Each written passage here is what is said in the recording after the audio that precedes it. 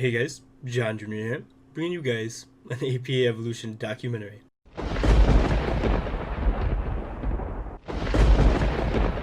Today, not only will I be bringing you guys a draft analysis of your Portland Nightshaders APA Evolution team, I will be bringing you guys a documentary style video. This is gonna be a long ass video with every team builder, every match, some interviews thrown in between, a lot of good stuff in this video. There will be plenty of timestamps down in the description below if you do want to skip to certain parts, whether it be a certain team builder, certain match, certain interview, whatever it may be. Now, I do want to go ahead and ask one thing. This video is going to take me a long time to edit and record. It's already been a month or so in the making, so if you could just do me a really big favor and you could leave a like, that would be phenomenal. It would show that my hard work didn't go for nothing, and I would really appreciate that. With all that being said, let's get into the actual video. I decided to do this type of video because this APA Evolution season was very important to me. I used to have a lot of confidence in everything I said and did before the season, and truly before 2019-2020, but a lot of stuff happened through those times and I lost a lot of that confidence. Whether it be Pokemon, basketball, art, whatever, you name it, I lost a lot of confidence in whatever it may be. I've been playing Draft League for about 3 years up to the point when I lost all of this confidence, and Draft League has always been something that I've prided myself at being really great at. However, with this drop of confidence, this was super difficult for me to maintain a good mindset as far as how good I thought I was in Draft League. I've been really mediocre in seasons up to this point, usually finishing, I don't know, 6-4 or 6-5, 6-6, just depends on how long the season is. Not doing too hot, making it to 1 finals, winning 0 championships up to this point in Generation 8. And in comparison to Generation 7, truthfully, I've done very poorly in comparison. I've done nothing compared to what I did in Gen 7. My drop off from Gen 7 to Gen 8 has been enormous. However, even with all of this, I'm a very prideful guy and I really pride myself in how good I am at Pokemon, obviously. And I really wanted to prove to everyone that I still had it, that I could still fight with the big guys, that I could still be a top player, at least in places that I'm known, like APA, NCP, things like that. I had literally zero intention of continuing Draft League, let alone doing this APA season, until a couple of friends talked to me, and primarily Silver Smasher reached out to me and asked me to do this APA Evolution season. Like I said, I talked it over with a lot of my closest friends. I really wanted to get their input, talked it over with just Kurt, OG Albina, Diet Tight, really had to get their input as far as the matter goes. And ultimately, after getting their point of views, I really decided that I wanted to do APA Evolution. It was really important to me to prove that I could still fight with these big guys. It was important to me not only to prove to them that I could play with them, but to prove to myself that I could play with them. That was the important thing to me. So for Owen, John, and myself going into EVO, we had a lot of skeptics. A lot of people were shitting on us, mostly Owen. But John was getting a little bit of flack. They were saying, I don't know if this guy really deserves it. He's very hot and cold. Myself, I kind of skated in. No one really paid much attention to me, but Owen got the most heart for it, and John was definitely looking like an underdog in this season. Going into the EVO season, the main consensus, at least for me, is a lot of people didn't think that not necessarily John and Jay, but me, that I shouldn't be in the league. And I know for a fact, all of us were definitely seen as the underdog just because we didn't have as big of a footing in, like the greater DPL type, scene in Draft League format. So I know we were kind of seen more so as underdogs. And you could see that in like the pick'ems every week. I think we lost like every week, at least for the first half of the season. It was pretty bad. People definitely didn't think we knew what we were doing, but going into it, I knew that we would do good, especially with how much we were planning to sweat the league and, really grind with mocks and, team preparation and, us just obviously being good players as well. I think I went into it expecting us to do good. Everybody else, I don't know exactly what they were thinking. When I heard that John, Jason, and Owen got into EVO, I knew that my 3 guys were going to show up. They were the 3 underdogs going into EVO. I knew that for sure. That all 3 of them are smaller names compared to some of the better players that were in there, but I knew all 3 of them were gonna go and show up. Even after I applied, it wasn't just like, oh, it's JJ, we have to let him in.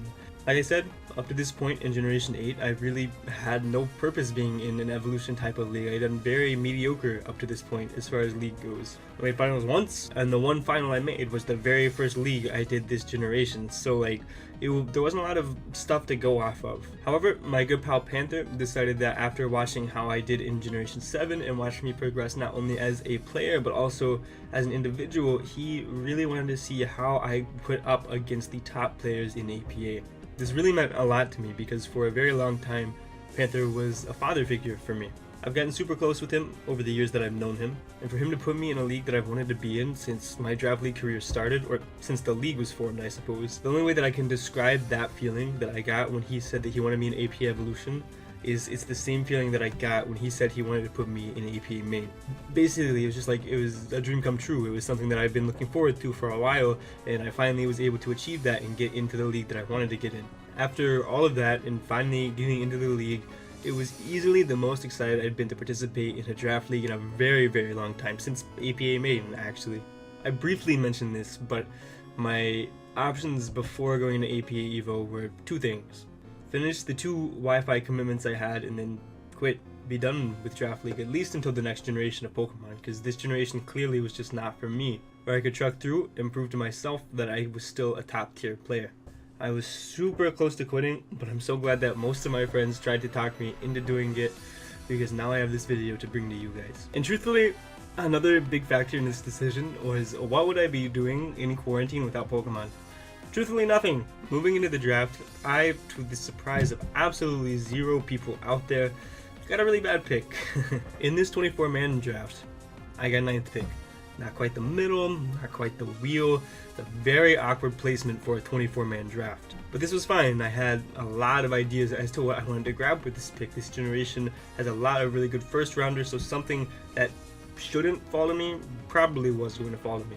Obviously, you know, people know how to draft in APA Evolution, so the normal Pokemon went top. Coco went, Selly went, Torrentee went, all the normal things you would expect to go this generation.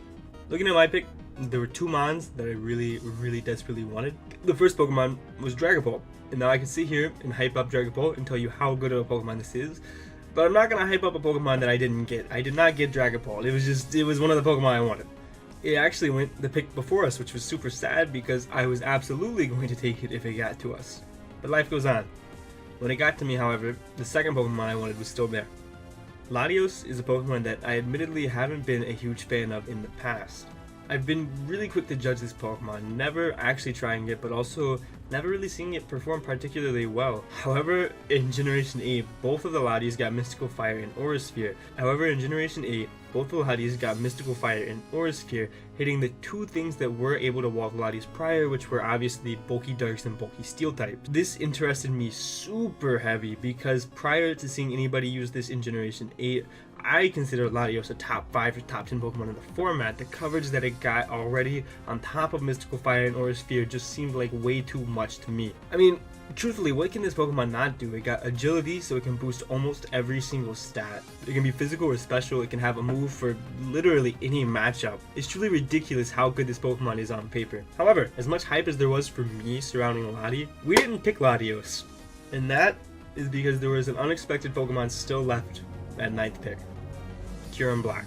Kyurem Black being left at the 9th spot. Granted, of course, that this is the Kyurem Black in Generation 8 without Dragon Dance, and obviously this was before the DLC, so this is before Scale Shot was introduced, so it was certainly manageable, but with the new toys like Icicle Spear and Freeze Dry, I was so shook that this Pokemon was still left for me. This was just the perfect storm in all honesty. For those of you that don't know, QB and I have quite some history. It is one of my top drafted Pokemon. It is far and beyond my kill leader by I think like 20 or 30 kills at this point. It's ridiculous how far away this Pokemon is my kill leader. It's one of my most winning Pokemon and easily my favorite Pokemon to use in draft league format. This Pokemon is so easy for me to use, so fun to get creative with, so annoying for others to face. QB is a bulky Pokemon that can not only take hits, but also deal damage to so much on the opposing roster. It's a Pokemon that can be a pivot, run almost any item and have use with it, have a reliable recovery. I can easily put 6 EVs in it week in and week out. The type of Pokemon that rewards a phenomenal builder. It complements me as a player quite literally perfectly.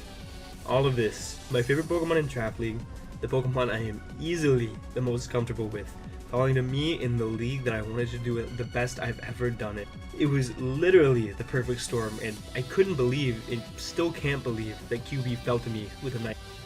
Kyurem Black is basically the John Jr. Pokemon. When I think of John, I think of Kyurem, I think of Tox, I think of, what do you call it? Probably Scolipede, Mega Mawile, but Kyurem Black is definitely the one he's had the most success with. So I think him getting that in this draft was probably one of the best things that could happen to him, because when you have those comfort picks, you have the ones you're comfortable with, especially in the leagues you really want to do well in, you're going to feel a lot more comfortable in at home, opposed to going into it and trying a completely new play style, a completely new build or something like that, can definitely be a little stressful. So getting like your comfort pick and, kind of going from there was definitely really beneficial for John, that's for sure. Honestly, the first Pokemon I think of when I think of John is Kyurem Black and then Mega Maw. So like just seeing him with such a comfort mon, like I don't really see a matchup where he loses. He has the most creative sets with Kyurem Black, and he constantly just like blows my mind with all the crazy sets he can think of: mixed, special, physical. Just everything he can do with it's actually mind-boggling. So, talking about John Jr. and Kyurem Black, that is his staple Pokemon. That is the Draft League embodiment of John Jr. He loves using that Pokemon. I have seen him run the most weirdest sets that's not even English, but Jesus, he's brought some crazy sets, and it always seems to pay off. It's either that or Mega Mawile is the mon he relies on. As long as he has that mon currently alive, it could be 1-6 and he still has a chance to bring it back. When you say John Jr., the first Pokemon that comes to mind is Kyurem Black. That is probably one of the best Pokemon he's ever used ever. Every set he's used it very creatively, and he's honestly probably one of the best Kyurem Black users in the format. As far as pairing something with Kyurem Black, like I said, I have built countless teams with Kyurem Black, pairing a lot of Pokemon that work phenomenally and finding those really good pairs, a lot of pairs that don't work as well as you would think. So I was super confident in my ability to build around this Pokemon in APA Evolution. And to be honest, my first option was Latios if it got back to me. I wanted to try that Pokemon so badly. I didn't care about getting Double Dragon. I was going to punish those people that didn't get fairies, because in 24-man, there's not going to be a good fairy for everybody. People are going to have fairies that don't really work on the rosters. People are going to have something like Wigglytuff, Clefairy, Pokemon that my dragons could take advantage of and the rest of my team could take advantage of. So I was really fine with taking 2 dragons in 24-man. Lottie is also a Defogger with a base 110 speed stat. Like, there are worse pairings, especially in 24-man. Minus some particular fairies, I really liked how these Pokemon work together. However, it was but a dream as my good pal Jish decided to take his mascot, take Latios from me. Immediately after Lottie went though, I knew exactly what I wanted to pair with my QB, Scizor. Scizor plus QB is a pair that I have come back to time and time again without really realizing how much I draft this pair. For instance, my first ever championship team, which was built on the back of Kyurem Black, was built with Mega Scizor as the number 2 or number 3 best Pokemon on that team. It paired so perfectly with Kyurem Black, providing momentum in a QB, breaking fairies, adding Defog to my Rock Weak Dragon. One of my favorite pairings of all time, honestly. I mentioned my first championship team because it was actually very important to me and very important in this story. I decided to model this APA Evolution team very much after that first championship team. That was probably my second favorite team of all time, and while it was in an 8-man draft, so I definitely wouldn't have nearly that power in this draft, I knew QB Scizor was a start to being able to model this team after that. Scizor is a Pokemon that truly I accidentally fell in love with. Until I drafted it here, I actually didn't realize how much I truly used Scizor and Mega Scizor, and not only that, but how much success I'd have with that Pokemon. These Pokemon have been there for me team after team, leading teams to kills, solo clutching games, carrying me to championships, or just playing their part enough for me to win, honestly. When Scizor made it back to me, I knew that this core was too good to pass up, especially since I am so comfortable with it. For my next pick, the one thing that I was lacking in that championship team with Obo was a good fairy type. I knew it was something I wanted to prioritize this time, especially in a 24-man draft, so I really wanted to pair Mega Gardevoir with QB and Scizor. I hadn't been able to try Mega Gardevoir since I first tried Draft League, and I thought it was definitely time to give it another go, especially since I've grown as a player since then. And obviously, I have one of the best ways of beating it, Scizor, so I don't have to worry about facing that. Unfortunately, Mega Gardevoir didn't make it back to me and went on the wheel, actually, if I do remember correctly. So when that went, I was like, okay, what can I try now? Well, I had Victini on the initial team, and obviously I'm not going to get Victini in the third round of a 24-man, so Infernape was still there, and Infernape gave me that firepower, literally, that Victini would have given me, as well as momentum into QB, which is going to be a very common theme. However, Infernape also got taken, so I wasn't able to get Infernape with this team. So my choice was essentially made for me. The third Pokemon that I wanted on this wheel, my third pick on this team, was going to be a Pokemon that was actually on the original team with QB and Mega Scizor. It's going to be Raikou. Raikou is a Pokemon that paired perfectly with QB and Scizor. The one thing that this pair really struggles with overall is going to be bulky waters. And while QB, it does have Fusion Bolt, he is one Scald Burn away from not really being able to break most waters with simply Freeze Dry. And obviously Scizor struggles with any Pokemon that has the ability to burn it, with no great way to break a lot of waters without fearing that burn. Raikou adds the element to this team that is even more momentum into QB. Again, you will soon find out that is a very common theme and one of my absolute favorite ways to play. While it may not be the best defensive pair with our two other Pokemon, adding a good electric type is never a bad thing, as the only weakness it brings to the table is going to be ground. And at this point in the draft, we're not particularly weak to ground. Raikou, again, is another Pokemon that is one of my best as far as usage goes, so adding it to the squad was really simple for me, especially with it getting Scald this generation, and I really wanted to try that. With my next pick, I really needed a way to defensively beat fire types. I have Scizor with currently 0 switch-ins to fire types because my dragon type is neutral to fire. A lot of the water types I just don't enjoy using, like Milotic or Suicune, and there's just some that really don't fit with QB very well. Again, like Suicune. Suicune is a Pokemon that kind of just soaks up the momentum, and that's obviously not a good pairing with QB, so I didn't want to get a Pokemon like that. Flip Turn wasn't a thing yet, so Milotic, again, another Pokemon like that. So there's a lot of bulky waters, but not a lot that work with QB right now. However, there was one Pokemon that was still there that I really wanted to try. Again, it's kind of a momentum stopper, but it gives us spin and a lot of really cool things to work with, and that is going to be Mega Blastoise. Mega Blastoise is a Pokemon that I've always been very interested in trying, but I just always drafted a different Mega. This generation though, with the Rapid Spin buff, I was super enticed to try Mega Blastoise. I felt it was honestly one of the better Megas to pair with QB. It's a water that doesn't care about most steals due to Mega Launcher or Sphere. It has Spin to pair with my Rock Weak Pokemon, and it can obviously switch in and beat a lot of waters for QB. There weren't a lot of other Megas that I wanted in this slot. Mega Gardevoir was really the only other one I thought about, and Mega Kangaskhan for a little bit, but I decided against that. And it was probably way too early to take Mega Blastoise, but I felt it fit way too well to let it get taken from me, so I really just wanted to take it now.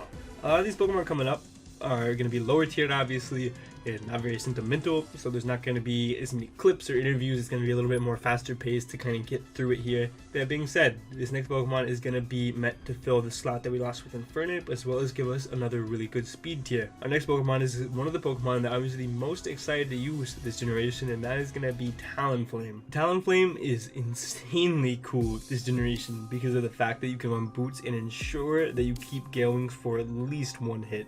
Keep in mind, it got even better when the DLC actually dropped with Dual Wing Beat, but this league was prior to that, so Brave Bird and Hurricane are real flying stab options. Anyway, Talonflame fits so well on this team for a majority of reasons. First of all, like I mentioned previously, the speed tier is phenomenal. Not many teams in 24-man are able to snag a Pokemon that is 120 plus, and Talonflame slots perfectly next to Raikou being 115. Talonflame also helps us break steals, which is a common theme thus far, and it gives us, you guessed it, more momentum. It also kind of gives us another switch into fairies. It's not particularly bulky, but it's one of those Pokemon that I can stuff EVs into it from every direction and find a way for it to live a hit or two that it normally cannot. That being said, I am able to be extremely creative with Talonflame. It can be physical, special, it can be a good utility Pokemon with like Taunt and Willow, even like, I don't know, Feather Dance. And moving forward, I was super excited to get this Pokemon on this team. I'm not too proud of this next pick. This next Pokemon is one that I'm not too proud of, but I've only tried it once prior to this, so I wanted to give it another go. Hatterene is going to be the next Pokemon. Hatterene. Alright, let me go through my thought process of drafting this Pokemon before I start talking about why I dislike it.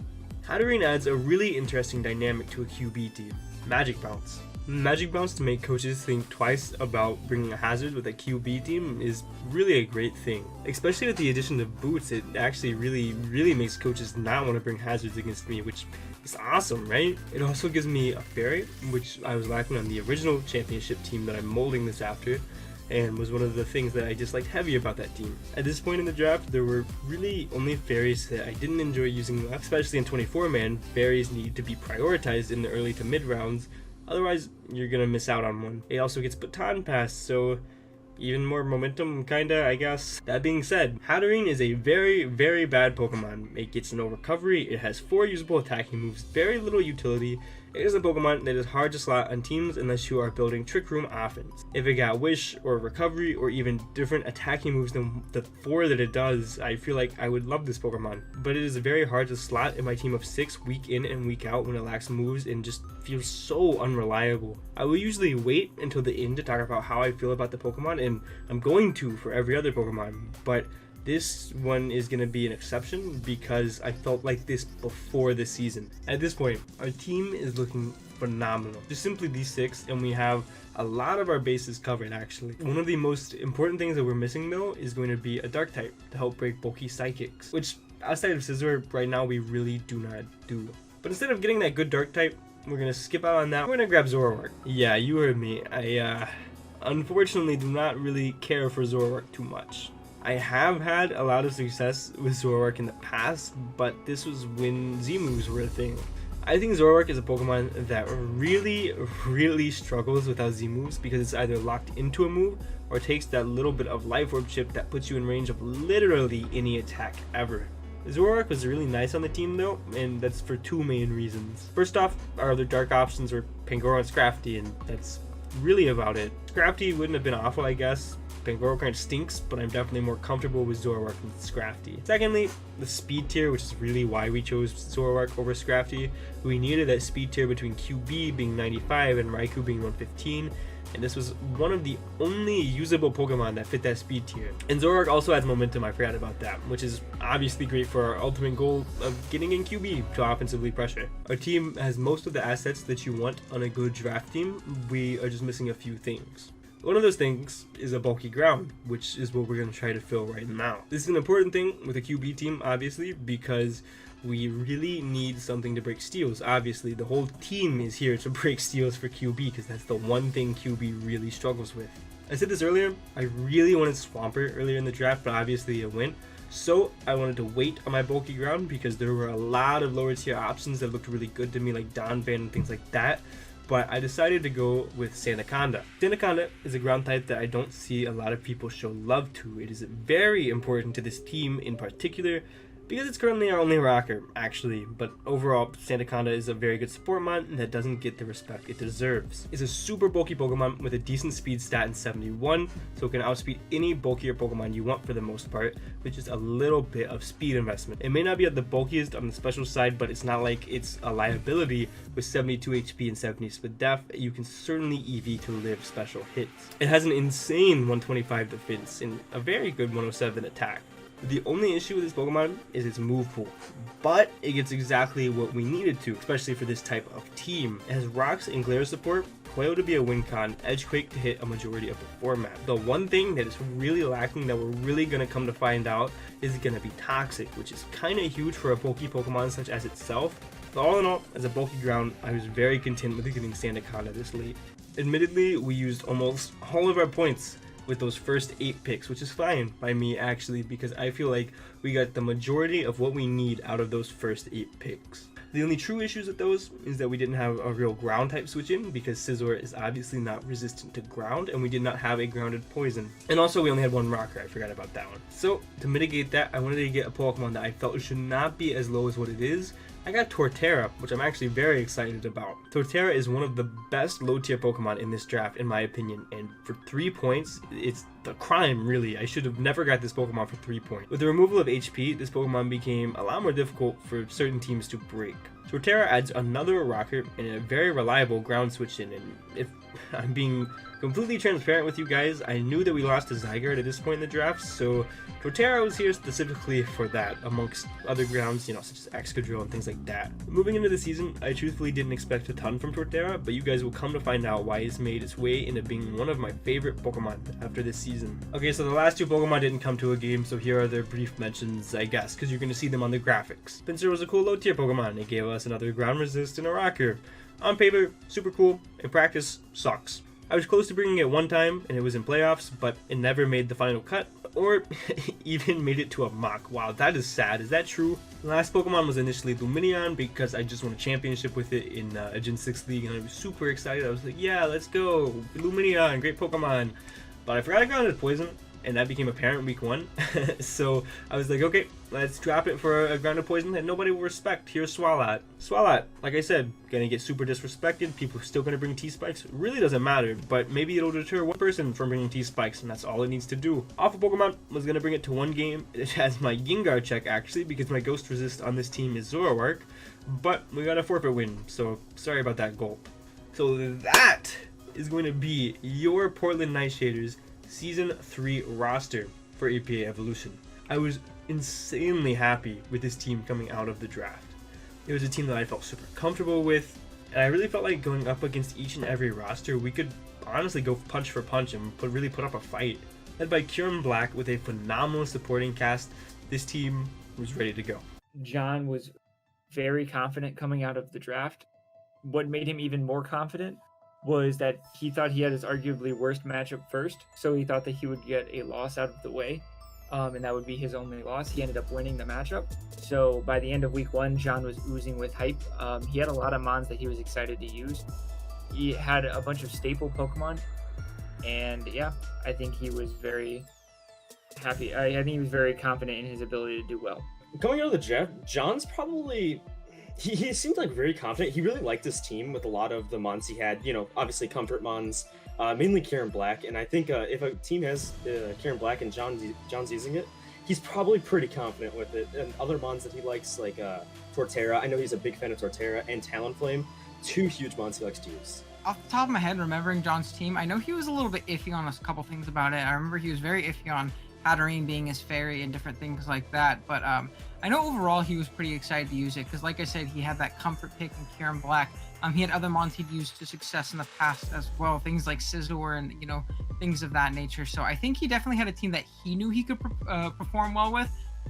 It's just unfortunately a matter of kind of buckling down and making sure he can kind of fill the holes that his team had, because he definitely recognized this team definitely had holes. I know his week 1 matchup he definitely didn't like at all, and he kind of was thrown in his face how tough his matchups could be with the team. But as long as you have the ones you're comfortable with, you can always find a way to win. And I'm pretty sure John went into that season kind of feeling the same way. Without further ado, let's go ahead and get into the non-scripted portion of this video. I cannot wait to record all of these matches in Team Builder. That's a lie. I would rather do anything else, but we're gonna move forward into the matches now. Thank you guys so much for watching this section of the video. Moving into APA Evolution Season 3, our first opponent is going to be Hydra, and I'm gonna be honest, I looked at the matchups post-draft to see how we fared against most of the teams, and like I said before, honestly, I thought we could go punch for punch with almost any team. There were a few teams that I didn't really like, and there was one team that I did not think we matched up against well at all. And that team is going to be the team we get week 1. Poco, Zardex, and Ferrothorn. It's a crazy good team, especially in 24-man. I'm not entirely sure how he got it. Things just slipped through the cracks. He also is the one who took Swampert from me, if I remember correctly. We'll talk about it in a second, but regardless, this was the one matchup that I was not looking forward to. Going into this week, we really set the tone for how often we were going to do mocks, how often we were going to prep, how hard we were going to prep, with me, Owen, and Jason all being in Evo, obviously. We probably mocked, I don't know, a good 15-20 times each for this week. It was pretty good. It was a process of just changing teams, trying out new things, seeing what stuck, what didn't, throwing things at each other as far as building goes, because me and Owen, we work really good together as far as building goes, and Jason's kind of like, yes, I agree, this is good. So it was a lot of fun, and it was just, like I said, really set the tone early for what was to come. That being said, let's stop beating around the bush and let's go ahead and get into this team builder, because Lord knows these are going to take way longer than I want them to. You guys obviously know our team: Kyurem, Black, Scizor, Raikou, Mega Blastoise, Talonflame, Hatterene, Zoroark, Sandaconda, Torterra, Pinsir. I know it was Lumineon this week, it probably shows Swallow on the layout. It's whatever, we're not bringing them either way. Hydra's team, which was the scariest team in my opinion that we ever had to match up against, was Koko, Zardex, Ferrothorn, Swampert, Silvally, Espeon, Hitmonlee, Komala, Volibee, Golisopod, and Haunter. This team was super scary for us because we didn't really deal with Koko the best. We had a lot of Pokemon that allowed it to set up for absolutely free, and Zardex was just such a huge issue, man, such a huge issue. I don't know if you guys know this, but Zardex learns Thunder Punch. So the water types that are supposed to wall it, they take a lot. They take quite a lot. And the Swords Dance Charizard, it just does so good against us. Like, if you look at our team, the Pokemon that outspeed the Charizard are going to be Talonflame, Raikou, and what's the other one? Zoroark. And what do any of those Pokemon do back to Zardex? Nothing. A Swords Dance Zardex eats us out. It's embarrassing how badly we do against Zardex. And then obviously Swampert's a little bit difficult for us to break, especially because no hidden power grass on our electric type. So Swampert's a little bit of an issue, but we have Freeze Dry and Kyurem Black, so what's the problem there? And then Ferrothorn, kind of problem, kind of not. Where's Spear, Blastoise, Flare Blitz, Talonflame? You guys get the gist. So moving into this, the first one that I knew that I wanted and I knew that I needed was going to be Talonflame, obviously. As a Ferrothorn, I have to bring my fire type. That's just how things work. I decided to put Boots on because I'm generic, and he has some really good hazard setters, such as Ferrothorn and obviously Swampert. I think those are his only two, actually.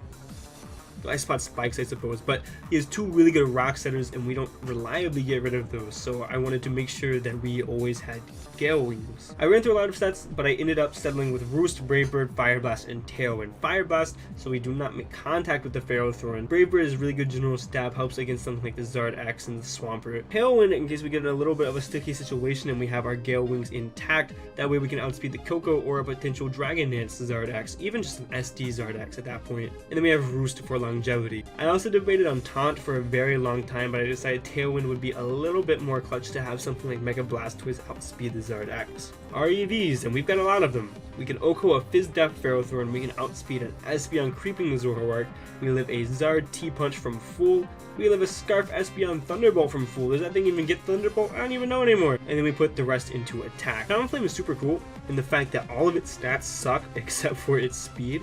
So what you can do is you can lower its stat and raise its speed, and you get what's called EV efficiency. So we basically got more points for lowering our SPDF than we would for having a neutral nature, which is really cool. Like I said, Talonflame was there, you know, to break the Ferrothorn was really the main reason, but also because it outsped things like the Espeon. It was able to get up a Tailwind and be clutch, things like that. The next Pokemon that I knew we needed was going to be Mega Blastoise. This man's water resist simply just did not exist. We have Water Pulse, Aura Sphere, Dragon Pulse, and Rapid Spin for the boost. Dragon Pulse not only to do more damage to the Zardex, but also to hit the Golisopod for neutral damage. Aura Sphere is going to be there for the Ferrothorn, obviously, and Water Pulse because it is essentially unresisted. We can outspeed Espeon creeping Zoroark once we get the Rapid Spin boost off, and we can take a +1 Zard Thunder Punch after rocks, and then we put the rest into Special Attack Modest. I don't know why we have minus on the SPDF on this set. I'm so sorry, that is an accident on the graphics. Next up, he's got a Koko, so what else are we going to bring except for our ground type? We have Sandaconda in your boot. With Stealth Rock, Earthquake, Rock Tomb, and Fire Fang, we have the Rindo Berry, and we are Shed Skin. Obviously, this is here specifically for the Koko, but also rocks against the Zard XP. We can live 2 Life Orb Koko Deagleams, we can live at +1 Zard Flare Blitz, and then we put the rest into attack. Fire Fang is going to be there for the Ferrothorn if it becomes a little bit of a nuisance, because Earthquake doesn't do quite enough, and if he's a Leech Seed set, he could get kind of annoying. Rock Tomb is going to be there for speed control, to make the Koko slower and not allow the Zard to set up in our face, as well as make the Espeon slower than some of our team. Earthquake is obviously pretty unresisted, and Stealth Rock pretty justified on the Zardex team. And obviously, Rindo's going to be there for Koko Grass Knots, you know, Ferrothorn if we need it, and, you know, I think Espeon gets Grass Knot as well, so a lot of options there as far as us going Rindo. What's that? Not 1, but 2 6 EV Pokemon? Is that Kyurem Black up next? Roost, Dragonclaw, Freeze Dry, and Icicle Spear. This man does not have very good ice resist. We have Roost for longevity, Dragonclaw for the Zardex in case we get in a tricky situation. We have Freeze Dry for the Swampert, and then Icicle Spear because it's pretty unresisted outside of the Golisopod, I guess, but we have Dragonclaw for that, so I'm not really too worried. And honestly, Golisopod's not too great of a bring against us. If he brings it, so be it, I guess. Dragonclaw does an insane amount. So, what are these madman EVs, you may be wondering? Well, His speed tiers work out really nice for a Pokemon like Kieran Black because he has a 130, he has a 100, a 110.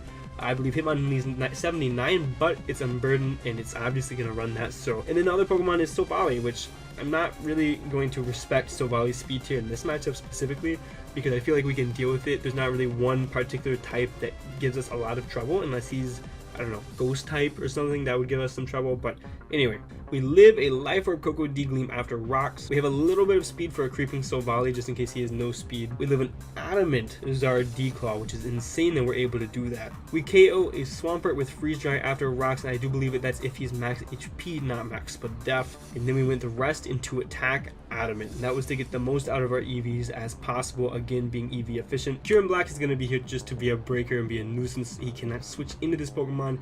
It's here to deal the most damage as possible.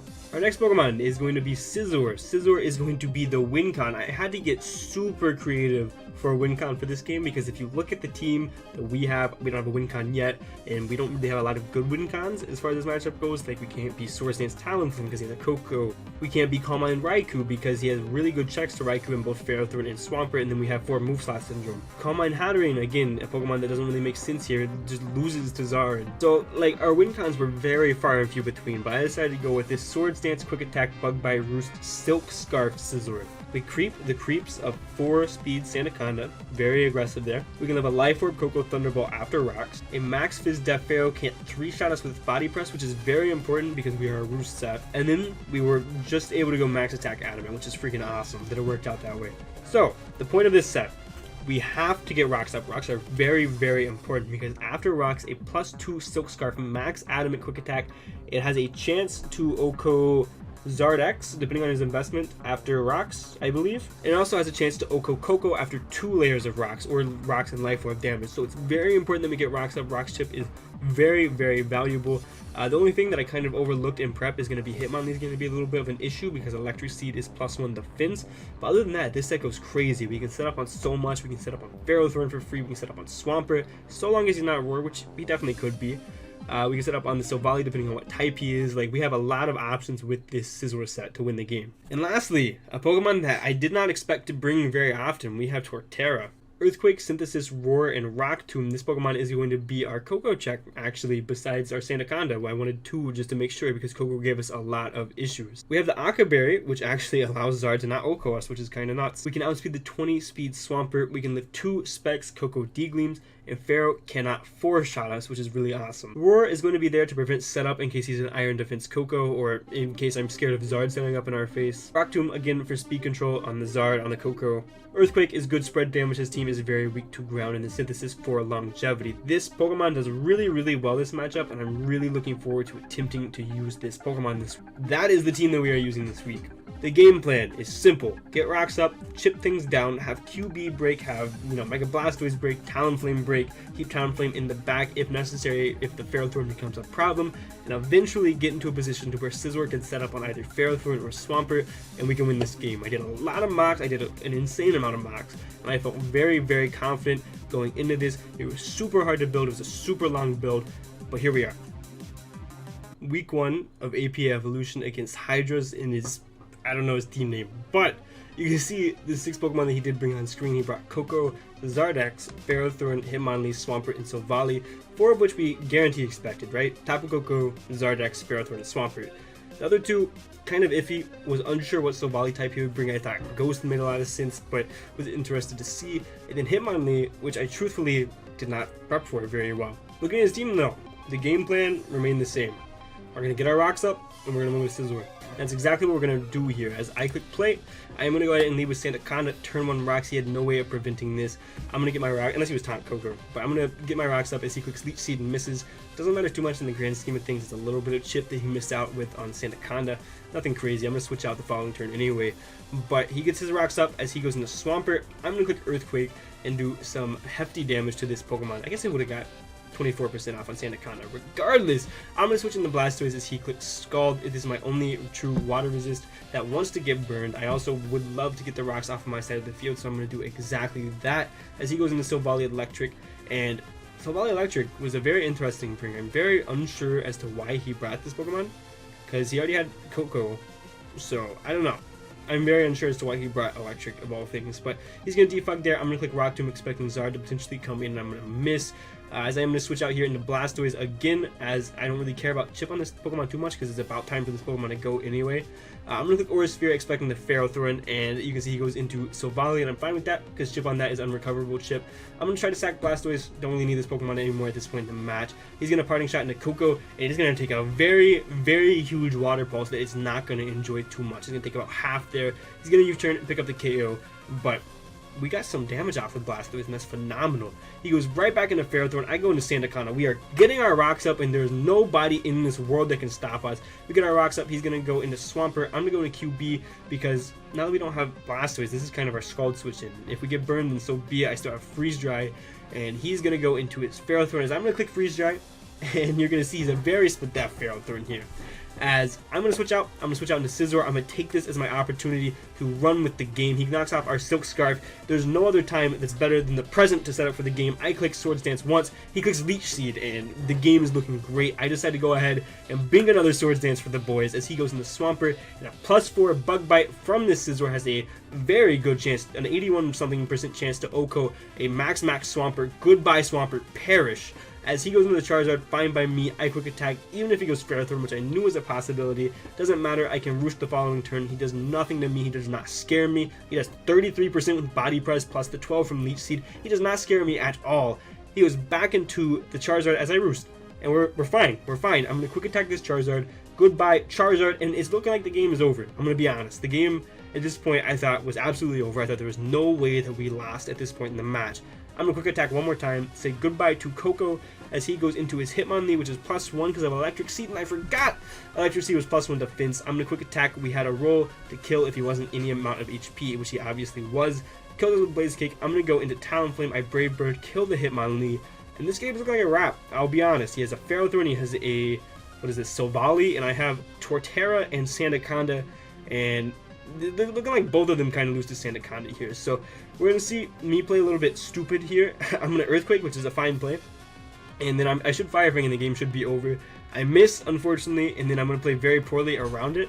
I'm going to double out in Talonflame, which is fine, but he tries to catch me. He has to try to catch me on a choke, and he goes into his Silvally there. As I'm going to double back into my Sandaconda. He Thunderbolts again. He has to catch me on a choke. Flamethrower, that's fine, and I Fire Fang for literally no reason. It made no sense not to Earthquake there. Earthquake was always the play. 2 Earthquakes killed the Ferrothorn, or I could Earthquake and kill the Silvally, or Earthquake into Fire Fang, kill the Ferrothorn. So should never not Earthquake, but it doesn't matter. We are going to go ahead and pick up. There's a week 1 dub against Hydra, and that feels phenomenal. This was a matchup that I was very nervous for, very scared for, because in all honesty, this was, in my opinion, our worst matchup of the season by far. Except for one other matchup, but we'll get to that one later. But I thought this was easily one of the hardest games for us to win, and we did it. I think that our building really led to this win. Our playing, we didn't make any crazy plays, like we played pretty normal, but we got into the position that we needed to get in with Scizor. We saw our win con, and we played for it, and it worked out. With all that being said, we're going to go ahead and jump into some interviews, and then on to week 2. I think after John won week 1, it was really when we kind of started to realize, like, we could beat anybody, because like I said, his matchup in that week was awful. It was genuinely terrible, but he played well, and he was able to put himself in a position to win arguably his worst matchup in the season. And if you can get that out of the way week 1, that's a huge confidence booster and a huge, like, realization of, like, yeah, I can do this. I know this, like, cements and confirms that I'm good enough to play in this league, and I think that was really, really important for John, for sure, to win that week 1 game. And, you know, be able to start off on the right foot, that's for sure.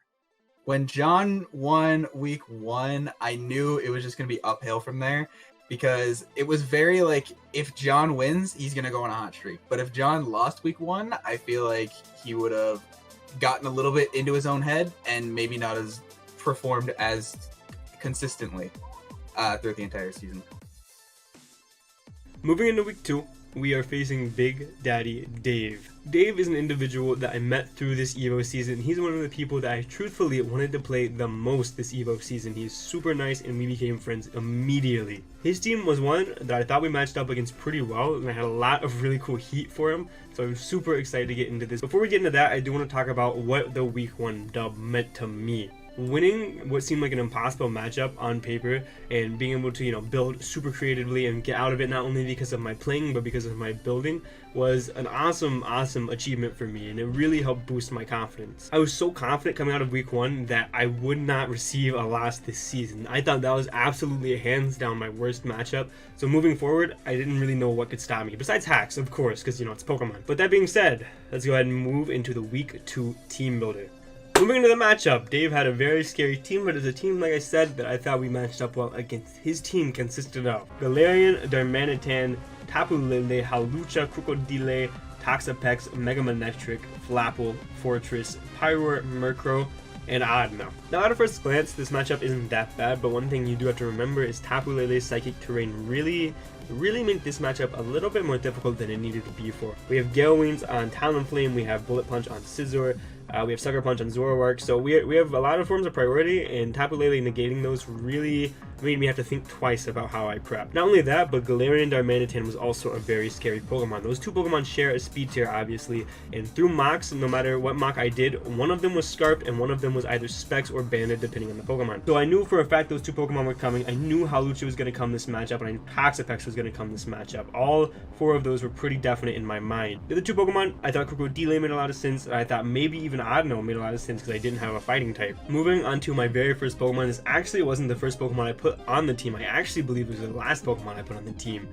but I thought it was going to be pretty good for the Tapu Lele, and that's going to be a Hatterene. Hatterene is literally here to make Lele bounce off of it. We can lift 2 Specs Lele Moonblast with our investment, we can lift 2 Crocodile Earthquakes, and then we put the rest into special attack. We have D-Gleam, Psychic, Shadow Ball, and Mystical Fire. It's pretty self-explanatory what each of these are for. D-Gleam and Psychic obviously stabs, it's for the Crocodile, for the Hawlucha, things like that. Shadow Ball is there for the Lele, and Mystical Fire is there for the Fortress. Welcome to 4 out of the 5 attacking moves that Hatterene gets. The other one is going to be Giga Drain, and this is going to become a common theme. I don't really like this Pokemon, but I felt like we kind of needed it during this matchup. The next Pokemon is going to be the Wincon, and I always had a cool set. There's these first couple of weeks, you're going to come to find out. Even the entire season, there was always a really cool set that I came up with as the Wincon. Week 1, it was the Silk Scarf Scizor. Week 2, it's Double Dance Raikou, and that is something that you probably aren't going to hear a whole lot. Raikou is one of those Pokemon that got agility, which a lot of mons actually did through this DLC, but it was something that was really looked over when it first came out. However, for a matchup exactly like this, when we are facing something like a Hawlucha, this comes in phenomenally. Thunderbolt plus Aura Sphere hits absolutely everything on his team, either super effectively or neutrally. His only Thunderbolt resist is going to be Crocodile, as well as I guess Mega Manectric, but whatever. And obviously Aura Sphere is here for Crocodile. I could have brought Scald instead of Aura Sphere, but Aura Sphere also OHKOs the Darmanitan. I can outspeed a Pyroar, which also allows me to outspeed a Hawlucha if adamant once we get the agility off, obviously. We can live a close combat from 75 from the Hawlucha, and we can live 2 modest Scarf Psychics from the Lele at +1 Split Def, which is +1 Calm Mind. I had a lot of fun with this set, and I was really proud of this set, and I really thought that this set could put in the finest of work, and it did in the mocks. Once I got Hazards up, the game was kind of over. The next Pokemon is another very cool set that went through a lot of tweaking, but this is the set we ended up going with for Mega Blastoise. We have Water Pulse, Substitute, Work Up, and Life Dew. This is a really cool set as well. Water Pulse, let me just go ahead and count out the Water Pulse resist. Let's see. Flapple. I guess Toxapex, but we can beat that with Work Up. So this set for a little while was Water Pulse sub Seismic Toss Life Dew. It came down to, did I think he was going to be Haze on Toxapex, or did I think he was going to be Toxic on Toxapex? If he was Toxic on Toxapex, Seismic Toss was going to be the better play, because I could eventually PP stall out his recovers, obviously, because 2 Seismic Toss would have equal 1 recovery. He has 16 recover, and I have 48 Seismic Toss. So that would have been the play if I didn't think he was Haze, or if I thought he would be Haze, but I did not think he would be Haze during this matchup. I don't have a whole lot of setup. The only setup that I really have is going to be like Raikou and Scizor, and while it makes sense for Scizor, he beats me 1v1 anyway, so I didn't really expect it or see it coming. We can live 2 close combat from the Hawlucha. We can live a Tapu Lele Psychic after rocks if he is Spec. Max Fizz Def Fortress Body Press does not break our sub, and then we put the rest into special attack. Again, this was a really cool set, and a set that I was really proud of and really excited to show off. The next Pokemon is not only going to be for the Darmanitan, but also for the Tapu Lele. We have our Scizor. Defog, Bullet Punch, Roost, and U-Turn. I felt like Defog was very important during this matchup because he has every form of hazard except for Sticky Webs, and I really do not want hazards up on our side of the field. We can live 2 Specs Lele Psychics, we can live 2 Crocodile EQs, and we put the rest into Attack Adamant. And the decision to put Bullet Punch on this Pokemon was as followed.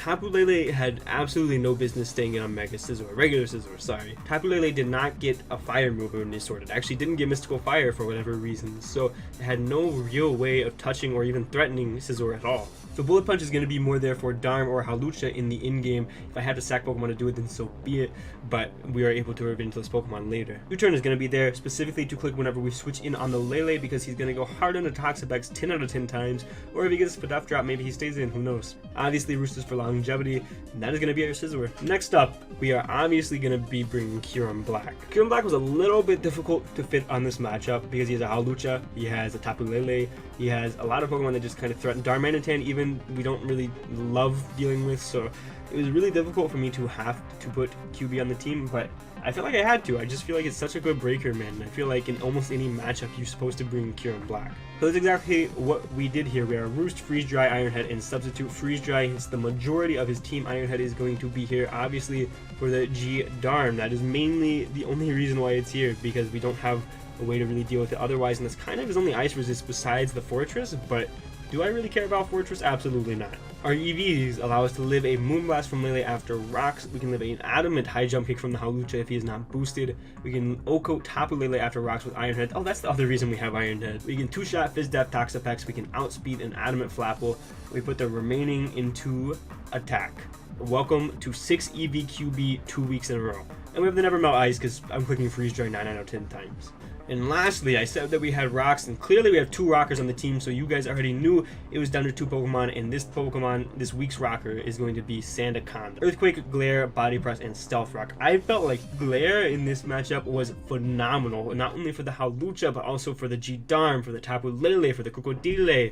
There was no Pokemon I didn't want to Glare. Obviously, I couldn't Glare Manectric, but whatever. Earthquake is pretty unmatched in this matchup, and then we have Body Press to Oko, you know, the Darm, the Crocodile, things like that. Marks are going to be very important in this matchup, and getting them up are going to be a very crucial thing, and we are going to be Yachi Berry because we want to lure the Darm, and we want to glare the Darm, and then we want to body press the Darm in that order. I tend to be a little bit careful because this worked almost every single time in mocks, except I got flinched 80% of the time. So here's to hoping that we got it all out in the mocks. We can live a Life Orb Lele Psychic, we can Oko Manectric with Earthquake, and then we put the rest into defense, and then we went in. The reason I was Sandaconda over Torterra is quite simple, not weak to the fire move from Manectric. It is that simple. With all of that being said, that is going to be our team for this week. We are going to go ahead and get into our match against Big Daddy Dave now. In this matchup, obviously, he brought the 4 Pokemon I expected, and then he switched up the final 2. He did not bring Crocodile, which shocked me to death. Raikou goes absolutely crazy versus him, and he did not bring, I'm blanking, he did not bring something else, but instead he brought Mega Manectric, which does like kind of okay against me, and then Pyroar, which I thought did really poor against me, but maybe he thought he didn't really break Scizor without it. I'm not sure. Moving into the match itself, obviously I wanted to lead Sandaconda. There was no reason for me not to lead Sandaconda. He had nothing to really pressure me. I can either get a free Glare off or get free Rocks off, and Rocks are obviously really good against the Pyroar, Darmanitan, Lucha teams, so, and Mega Manectric, who has no recovery. So we're going to send out In Your Boot first, and we're going to try to get up Rock/Glare turn 1, and I think I went for the Glare. Yes, I did, as we are going to paralyze that Pyroar and then get our Rocks up the following turn, as he clicks Solar Beam and he kills us. But that is fine, man. It's fine. Sandaconda did exactly what it came here to do. I'm going to go ahead and go for game with Raikou, because look at it like this with me, guys. Like, everybody gather around. Gather around. We have the Pyroar, who's paralyzed now. Even if he's Scarf, he can't outspeed us, and he takes a lot of damage from Thunderbolt. He actually dies after Rocks, and he can't beat us 1v1 because we have Calm Mind. He has Mega Manectric, who can't beat us 1v1 unless he has Toxic, in which case, so be it. I'll take the L, but Calm Mind, we can beat this Pokemon one-on-one. Toxapex. We beat Toxapex. Lele, we kill with +1 or +2 Thunderbolt after Rocks. Obviously, we beat it because of Calm Mind. Darmanitan dies to at least +1 Aura Sphere, especially after Rocks. It probably dies to Aura Sphere regardless.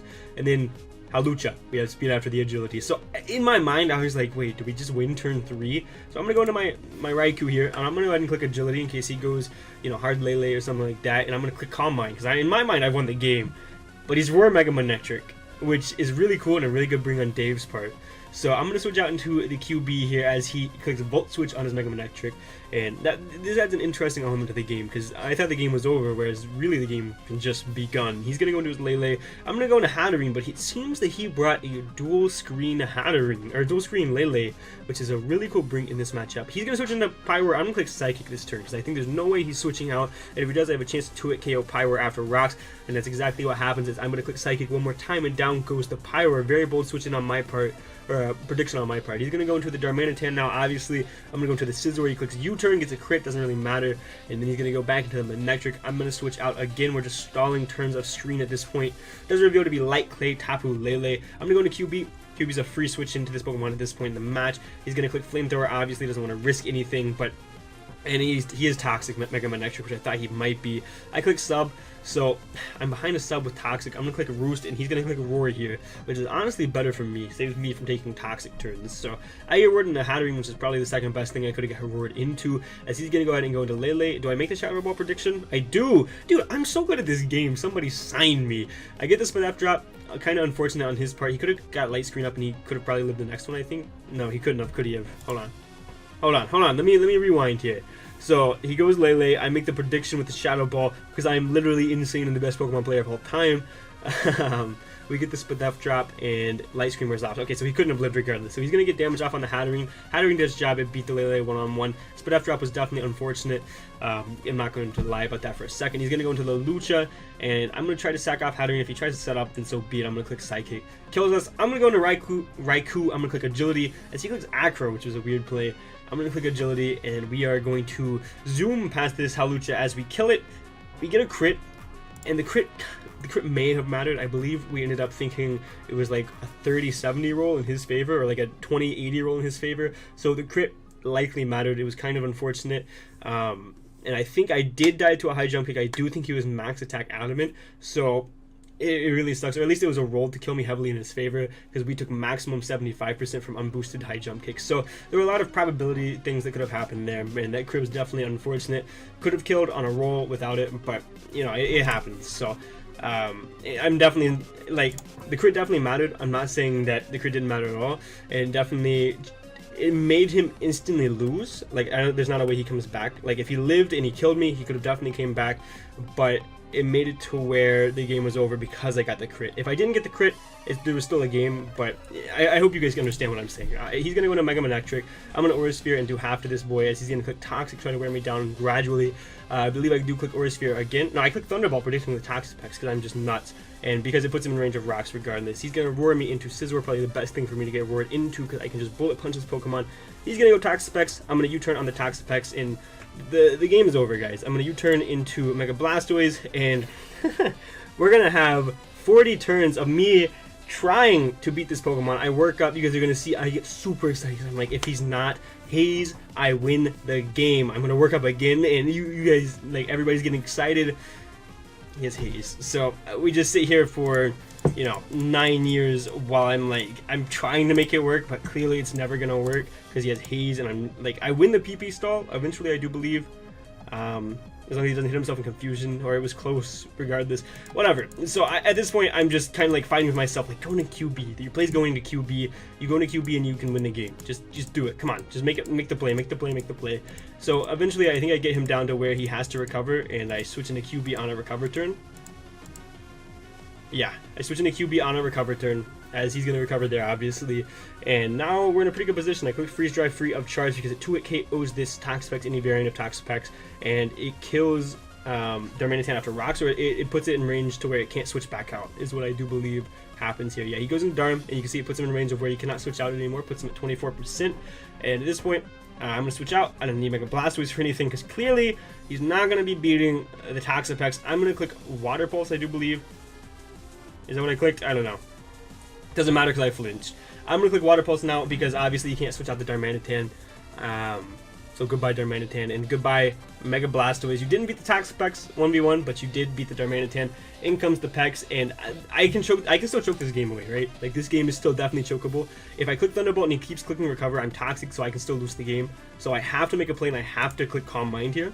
Regardless of if he recovers or not, his play is to recover and play off the choke, which he does click recover, and now I win the game, right? I do 80% with Thunderbolt now, 90% even, and he can't live 2 of those. He's gonna go down, and we're gonna win the game. And while that crit on the Halucha did definitely suck and definitely automatically lost him the game, like I said, there was still a game there if it didn't happen, so we'll take that win, and hopefully we'll be able to play Dave again in the future. Like I said, he's a really good guy. Super glad my Raikou set worked. A little bit unfortunate that he brought Haze on his Toxapex and the Blastoise set wasn't able to work, but so be it. We move on to 2-0 in APA Evolution. Going out of week 2, I was still very confident in my abilities to not snag a loss during this entire season. As cocky as that sounds, I was feeling very, very good coming out of these first 2 weeks. And really, like, with my building, with my play, I was feeling crazy. Like, with the Hatterene plays from the last game, and, like, you know, the Raikou set, the Mega Blastoise set, I was feeling great. Moving into this next week, we're going to face a couple more problems, as you are going to see with most teams. We don't have a switch in for a couple of Pokemon, but that's okay. We're going to make the most of it. We're going to have some more creative building against JCM. JCM's team consists of Torrentee, Mega Medicham, Nidoking, Snorlax, Rotom, Aloma, the Fish, Mesprit, Spiritomb, Clefairy, regular Charizard, and Stakataka. Now this matchup was really weird because there were, in my opinion, 5 guaranteed Pokemon, and then he didn't really have a good 6 Pokemon in the matchup. The 5 guaranteed Pokemon were obviously Torrentee and Mega Medicham. I thought those two did the absolute best. He needed Nidoking to not lose to Raikou. Nidoking did really, really well at checking Raikou. Snorlax did phenomenal because I do not have a fighting type, and then I thought Rotom also did really well. The other 6 Pokemon, they did pretty trash. The only Pokemon that could kind of come, you know, Charizard could come, it did okay checking Scizor, and I thought Stakataka could come. It did good checking Scizor if I did not bring a fighting move. So the threats have been noted, but let me just run up and down his team, and that is right, ladies and gentlemen. His Dark Resist is Clefairy, so he doesn't have a Dark Resist. So we are going to be bringing Zoroark this week, and I'm very excited about it. Our win con this week is going to be Agility Zoroark. Agility, Dark Pulse, Low Kick, and Protect. Protect for Fake Out on the Mega Medicham. Dark Pulse is unresisted, and then Low Kick is going to be there for the Stakataka. All we have to do is chip things down, get rocks up, make sure things get continued chip. Once most of his team is chipped just a slight bit, maybe 2 rounds of rock switch-ins, Zoroark goes crazy. We can 2-shot Fizz-Def Snorlax with our Low Kick. We can outspeed Scarf Charizard at +2. I didn't think Scarf Charizard would ever come, but that made us put 4 speed in, guys, so I was kind of okay with it.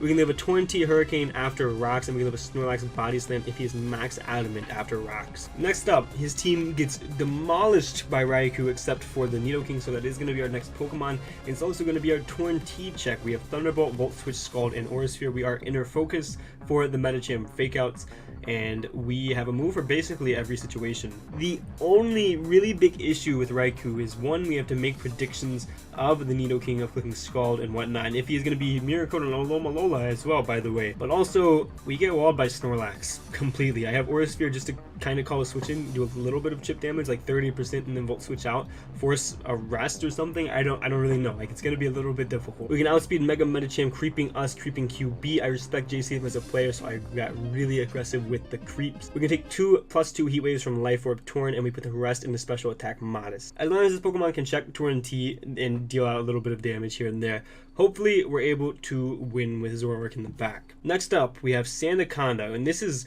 a disgusting EV spread. It's essentially max, but it is plus defense minus speed, and then we do have max Spadef, max HP, 8 attack. The reason that we're 0 speed minus speed, by the way, is because of Stakataka. I wanted a pretty guaranteed check to Stakataka because I thought Trick Room, actually, like, upon further inspection, Trick Room didn't do horrible against us, so I really wanted to make sure that we have some way to combat that, and that's going to be by taking absolutely nothing from Gyro Balls because we're 0 minus speed. We are Stealth Rock, Earthquake, Rock Tomb, and Screech. That is right, we're running Screech in a competitive Pokemon game. Screech is going to be here to ensure that we never lose to these Snorlax one-on-one. We can Screech as he curses and he loses 1 defense every single time.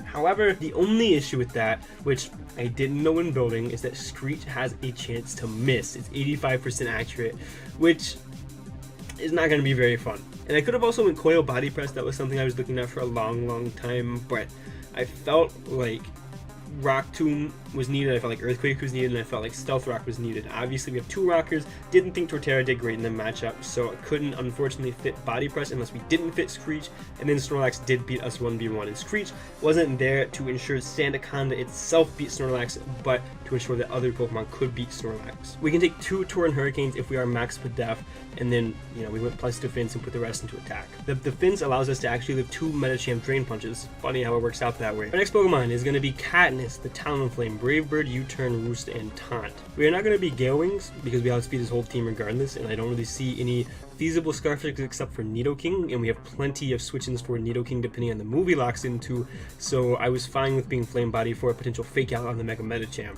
Brave Bird does a ton of damage, he doesn't really have a great resist besides Stack Attack, a U-Turn for momentum, Roost for longevity, and Taunt to not allow the Snorlax to set up. I was very scared of the Snorlax. We have enough Spadef to live a Tauren Hurricane if he is Life Orb. We can 2-hit KO non-invested Tornadus with Brave Bird. We can live a Mega Medicham Zen Headbutt, but I didn't really think he could fake Rock Slide on his set, and then we put the remaining 40 into attack. Next up, we have QB. I believe this QB outspeeds Modest Nidoking, Modest Rotomoa. I'm not entirely sure, I actually didn't write it down. Regardless, a defensive Mesprit Psychic doesn't break our sub, same with Size Shock. We have Lum because I'm scared of Rotomoa, Will-O-Wisp, as well as a Lum. The Fish Skull. Sub cannot be broken by non-invested Snorlax Body Slam, and then we put the rest into attack. This set, substitute Hone Claws, Icicle Crash, and Roost. This is going to be a very nice QB set, and this would be literally the perfect Dragon Dance QB set if we were allowed to run Dragon Dance, obviously. His Ice Resist is a Lola, and it actually does not beat us 1v1. His other resist is Stack Attack, which, again, I really didn't see coming. Obviously, QB gets Earth Power, so I didn't see him bring it ever. I have 2 ground types, I have a Talonflame, I have a Mega Blastoise. It didn't make a lot of sense to me, so I completely ignored it in prep, as you probably should never do, but I do anyway. We get a sub up on most things, we get a Hone Claws up, and the game is looking very good for QB. Whether he be a breaker or the win con, this Pokemon is going to do great. And then lastly, we have Mega Blastoise, and this is gonna start a trend. This is gonna start a trend for our Blastoise. It's not exactly the right thing. You guys will come to see in the following weeks. Regardless, we're Water Pulse, Aura Sphere, Rapid Spin, and Protect. Water Pulse hit almost everything. Aura Sphere is going to be there to hit Snorlax super effectively, as well as Rotomoa neutrally. Rapid Spin to get rid of hazards, and then Protect for the Mega Medicham fake out. We can outspeed Medicham at +1, which is why we have Protect on this set, and we didn't really need another move, in all honesty.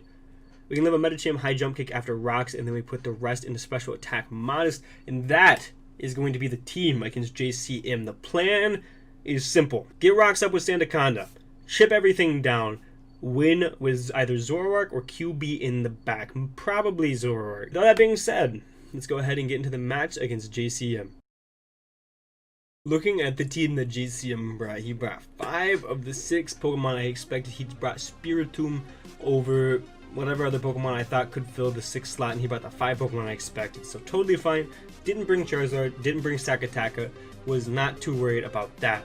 As far as the lead went, I felt like Raikou was overall a really good lead. I really wanted to catch him leading Mega Medicham and clicking Fake Out as I clicked Thunderbolt or Volt Switch on that Pokemon. If he led Nidoking, we'd be a little bit of a sticky situation, but we could go into Mega Blastoise and scout damage, see if he's Life Orb or not. So we're going to go ahead and lead Raikou as we get a lead matchup right, and he actually does lead Tornadus. Not what I expected, but it was still nice, and he actually underspeeds us. As I'm going to click Volt Switch and outspeed that Torn and get a free Volt Switch off as he U-turns on our Blastoise into the Rotomoa. I'm going to go to QB beats us 1v1 every single time. If he wants to Will-O-Wisp, so be it. We have the Lumberry. He's going to Volt Switch, though, into the Medicham. And this is what I was trying to avoid in prep and in mocks. This Pokemon... There's a lot happening at once. This Pokemon basically forces a KO every time this Pokemon comes in. So, he forced it in, and I didn't really have an answer. I was kind of forced to go either Talonflame or Sandaconda, depending on what move I thought he would click. Like I said in prep, I did not think he had the room for Rock Slide. It made some sense to me, but nobody in mocks brought it, so I got it stuck in my head that he would not have Rock Slide, even though I had a gut feeling maybe he will have Rock Slide.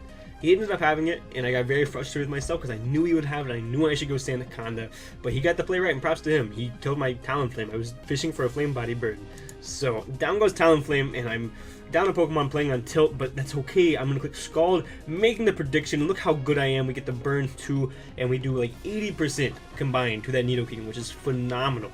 I'm going to switch out to QB. Like I said, we're going to scout some damage here, and he does absolutely nothing to my QB, showing me that he is probably going to be Scarf, which after that he is 100% Scarf after he got Spedos. I choked here. I was going too fast and I didn't stop, and I wasn't thinking, and I wasn't like, okay, well, he's for sure Scarf. He might stay in and click Earth Power again, so I should click Roost. I have no reason not to click Roost. I clicked Substitute. That was such a bad play on my part. I'm playing very poorly up to this point in the match. I had no reason not to Roost there. So I'm going to basically throw QB away, which is very unfortunate for me. I'm going to switch into Blastoise because I know I don't take anything from an Earth Power. That was 50%. That was a lot, actually. He's going to go into Rotom again. I'm going to go into Raikou this time. He's probably going to Volt Switch, as he does. Because I know QB can still roost up on, you know, the likes of Rotom and such. I'm going to Volt Switch. He goes into the Snorlax, and this is what I was worried about. We have Sandaconda in the back to beat this Pokemon, though. He curses up, and he's not ready for it, guys. He's not ready for me to screech at him. As he kind of was, actually. And he switches out into Rotom. I'm going to go back into Raikou, and if he clicks Volt Switch again, so be it. We can continue the cycle, good sir. He is going to go back into Snorlax, and the cycle is going to continue. And I'm kind of in the vortex right now. I'm not really getting anywhere. I'm not really doing anything. I'm going to go into Sandaconda as he's going to click Body Slam, and I'm like, oh, are you going to allow me to beat this Pokemon 1v1?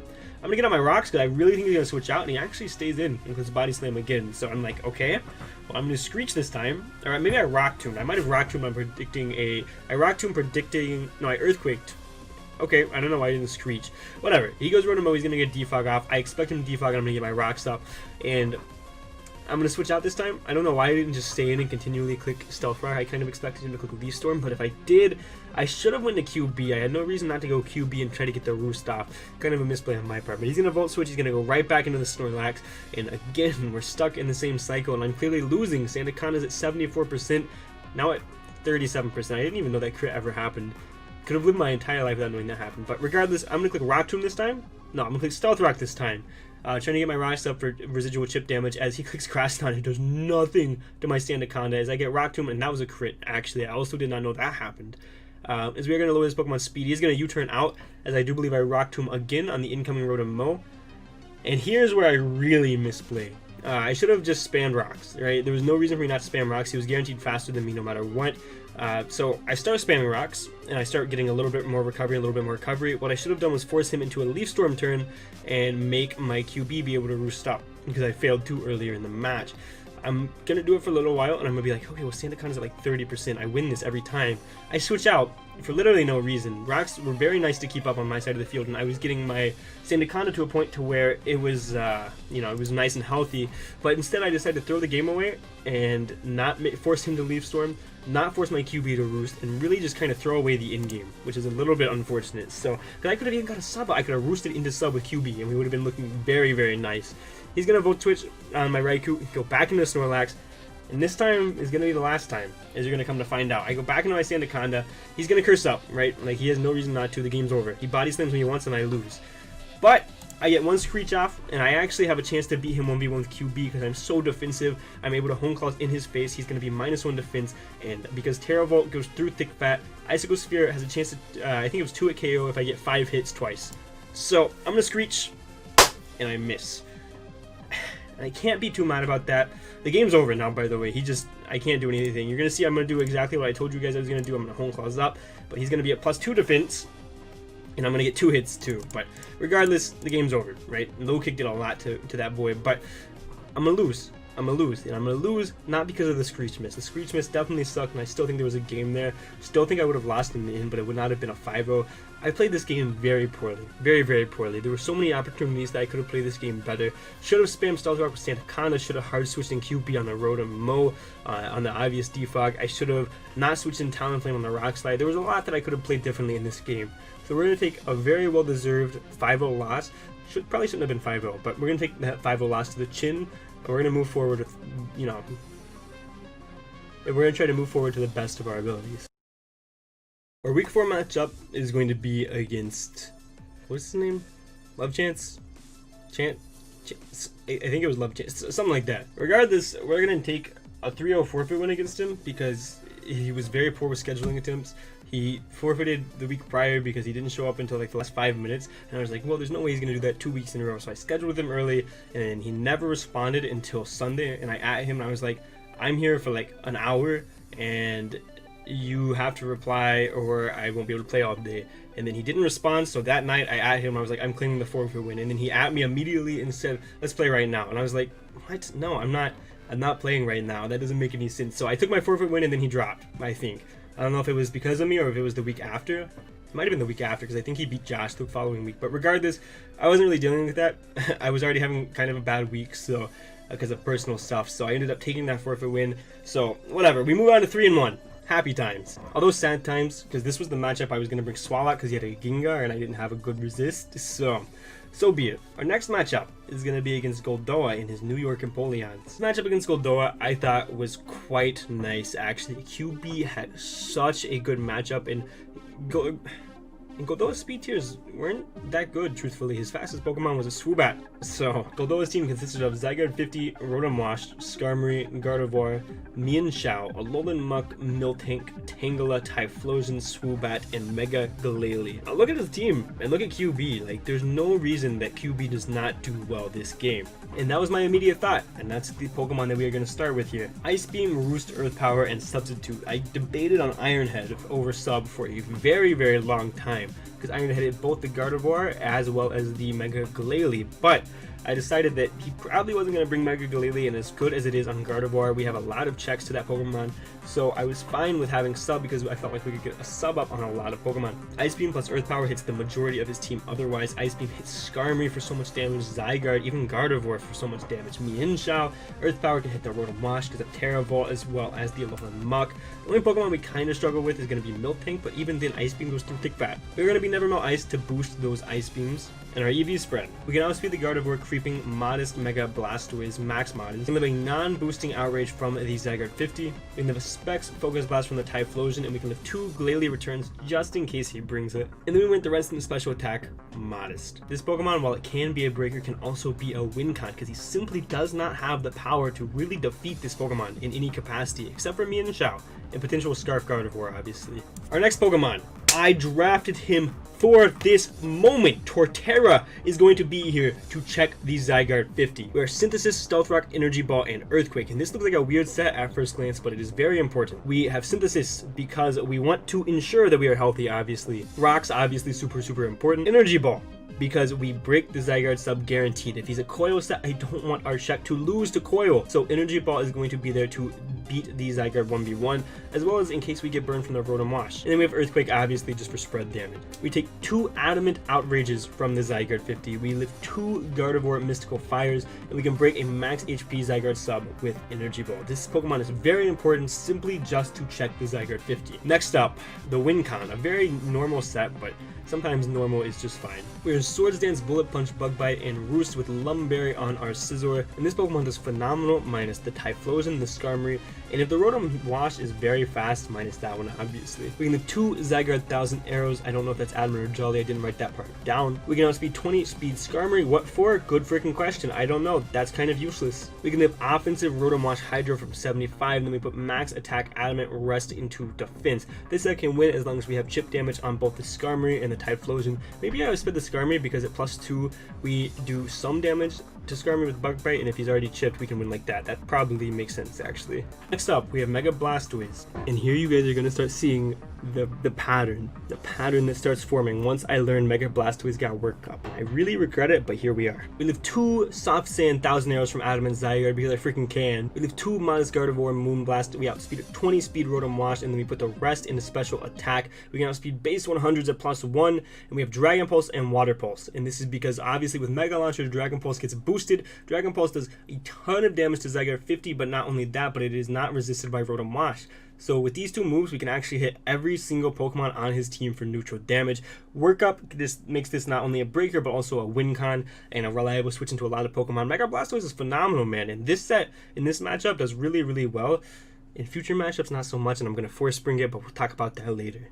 Next up, Talonflame, Katniss. We can outspeed the Mean Shout, we can Oko Skarmory, we have Fire Blast, Brave Bird, U-Turn, and Roost. Really wanted this Pokemon because up to this point we kind of struggled with breaking Skarmory, so I wanted some way to alleviate that, as well as some way to beat the Mean Shout in the back. We have Fire Blast, Brave Bird, U-Turn, and Roost. And truthfully, I don't know why we were Gale Wings, maybe that's in case the Zygarde got set up, but truthfully, Flame Body was probably the bring here. We can Oko Skarmory if Fizz Dap after Rocks, we can live a Zygarde T-Arrows at +1, we can live a Specs, Gardevoir, Psychic, and we put the rest into attack. That is a lot of stuff. There's a lot of stuff, and we actually have 6 EVs in this Pokemon.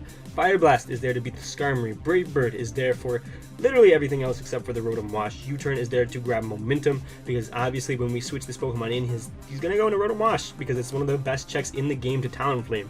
And then Roost is going to be there for longevity. We're going to be Boots, because I don't know if I didn't run Boots one time on Talonflame this entire season. Next up, we have Hatterene, D-Gleam, Mystical Fire, Healing Wish, and Baton Pass with leftovers. I really didn't want to bring this Pokemon, but I kind of felt like I had to. We didn't really have a great way to beat Gardevoir, so I kind of wanted that, because Gardevoir obviously gets Mystical Fire now, so I kind of wanted a reliable way to beat Gardevoir, especially with QB and, you know, Scizor being the ways we're going to win the game.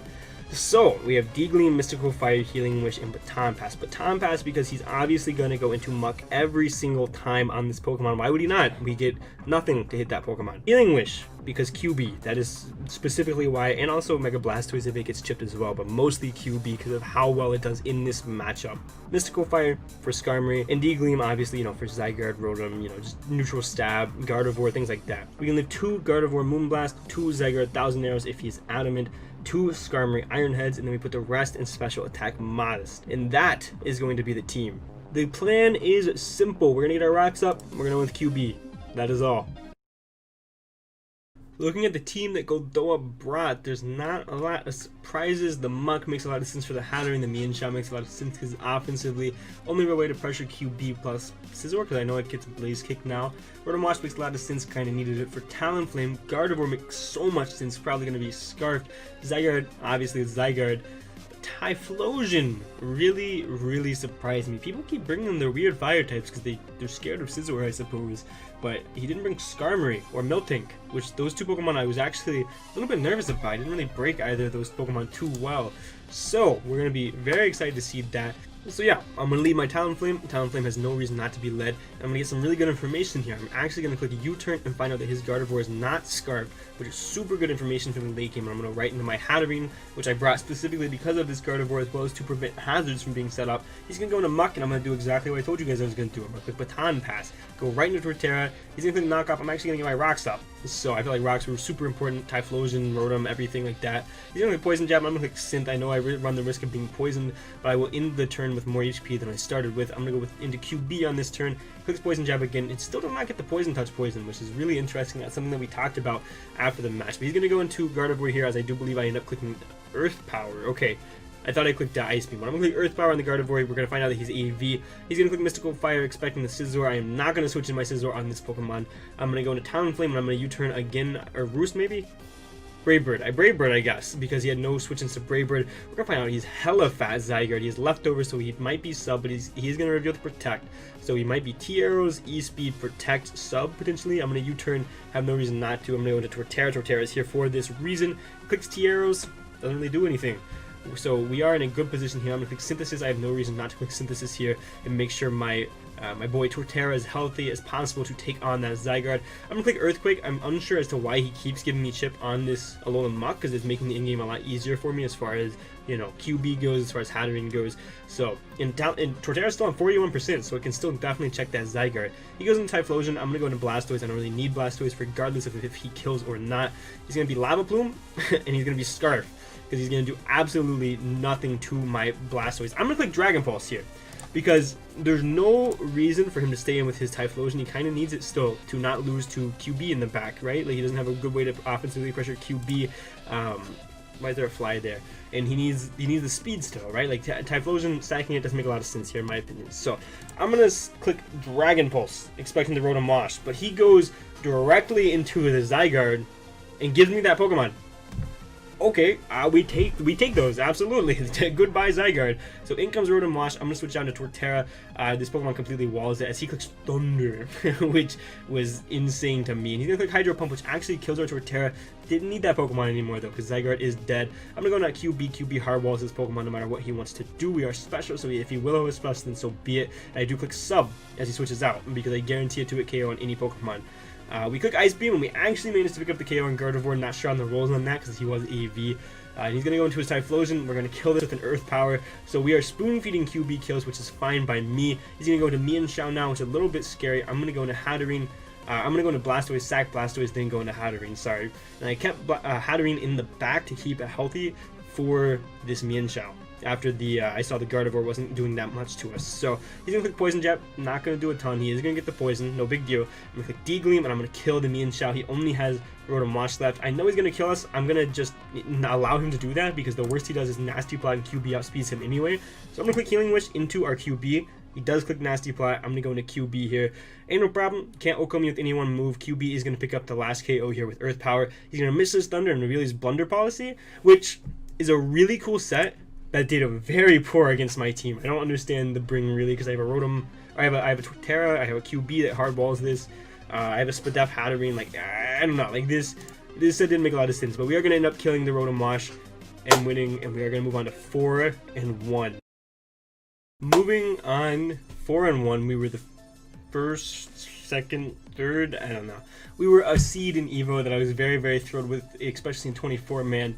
And moving forward, I had just as much confidence as I had after week 1. This next week's matchup is going to go down as one of my least favorite matchups I've built for. Probably top 10 least favorite matchups I've built for against Liv. But let's go ahead and get into why I dislike this matchup. So if I can point your attention to the screen. Liv's team is Zapdos, Excadrill, Latias, Incineroar, Mega Heracross, Dia, Inteleon, Weezing, Quilladin, Hippo, and Cricketune. My team did not deal too well with sand. We had Torterra, which did really well, but an Excadrill kind of takes care of that, as well as an Ice Fang Hippowdon. Latias is kind of weird to deal with. It wasn't like scary by any means, but it wasn't like a pushover against my team. But the Pokemon that scared me the most by far, and the Pokemon that I kept getting 6-0, 5-0, 4-0 by in mocks, was Mega Heracross. This is a Pokemon that I consistently trash on. I think it's an awful Pokemon. I think it is not good at all. It's so slow compared to other Pokemon,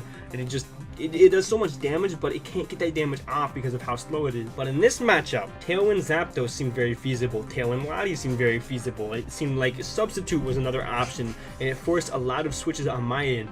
Mega Heracross was a Pokemon that I thought I had the worst matchup ever against. I did not think there was a way in hell I beat Mega Heracross. The rest of the team, okay, sure, I can beat the rest of the team. The rest of the team's not that scary. I have ways around Excadrill, I have ways around Lati, I have ways around Zapdos, but Mega Heracross, it was a little bit rough. So my first set is gonna be nuts. It's gonna be QB, Earth Power, Fly, Ice Beam, Roost, Power Herb. I'm not letting Heracross in for free, and that is going to become a common theme. There's only one Pokemon on this team that lets Heracross in for free. That's going to be the next Pokemon we talk about, but regardless, Power Herb, Fly, absolutely perish Mega Heracross. We are not minus attack because it allows us to guarantee OHKO max HP Heracross. And then overall in the matchup, Earth Power obviously, you know, for Excadrill, and then Ice Beam for neutral stab, or just stab in general against everything. Also, I realized something. I put Hippowdon on the layout, but I'm just now realizing Liv had Hippopotas, the pre-evolution, so take that for what you will.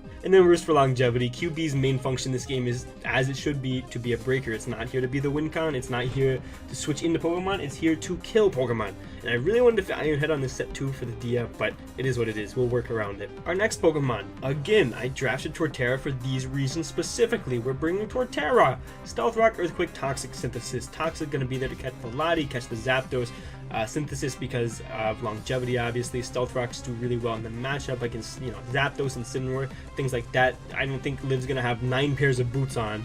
And then we have Earthquake for spread damage for things like Excadrill, Hippopotas, Dia, and this is going to be the one Pokemon that lets in Mega Heracross for free and forces a switch, which is a little bit unfortunate, but if Liv so happens to click Rock Blast on my Torterra as I switch in Talonflame, then I was fine with living with that. We live a +2 Adamant Life Orb Iron Head from Excadrill after 2 layers of rocks. We can OHKO the Excadrill guaranteed. We live a Hurricane after rocks from a defensive Zapdos, and then we put the remaining, I don't know how much, 24, 60, 16, I don't know, into Spadef.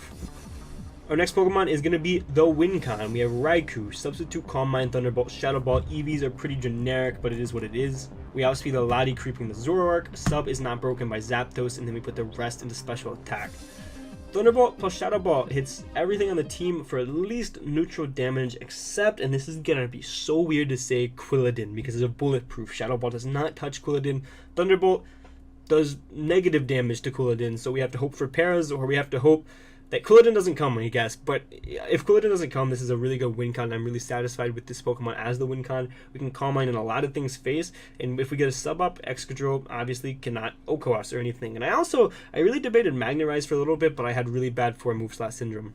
Our next Pokemon is going to be Talonflame. We have Toxic, Fire Blast, Roost, and Brave Bird. Fire Blast is going to be there to hit the Zapdos in any function, as well as the Excadrill, because I didn't want to get stacked by the Zapdos. We have Brave Bird for the Quilladin, and specifically for the stupid Heracross. Roost for longevity, Toxic to call switch-ins to both the Lati and the Zapdos. We do minimum 75% to Excadrill with Fire Blast, so after, a Life Orb hit, 2 rounds of rocks maybe, we're able to OHKO that Excadrill. We can live a close combat in a Brave Bird recoil from the stupid Mega Heracross. That Pokemon is nuts. And then we put the rest into regular attack. And we went Flame Body.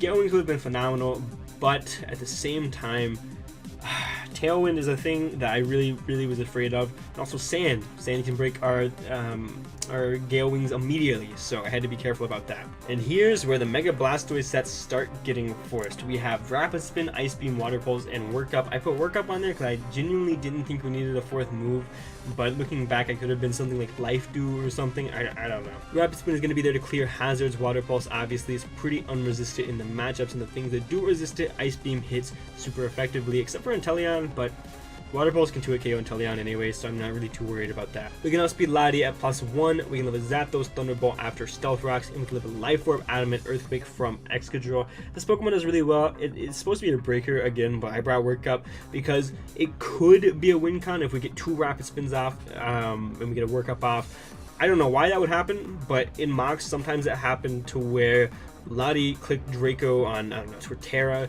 or Talonflame, killed that, and then Blastoise was able to come in, and they were just trying to sack the Lati at that point, so I clicked Rapid Spin in their face, and then I clicked it again in their face, and then I was able to win the game. So this looks like our most realistic Wincon in this matchup. It does so much damage to everything, and especially if we get 1 Work Up off, it actually OHKOs almost every single Pokemon after rocks. So this looked like a feasible Wincon. Maybe Work Up was the move this week. I don't know. I don't know. And then lastly, we're gonna bring Hatterene. Why did we bring Hatterene?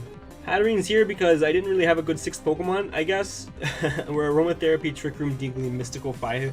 Trick Room's going to be there to allow Torterra to break, which actually is kind of cool. If we can get rid of the Zapdos. Aromatherapy in case things get toxic like Torterra. Trick Room, I genuinely don't know. In case I would guess I was that scared of Tailwind.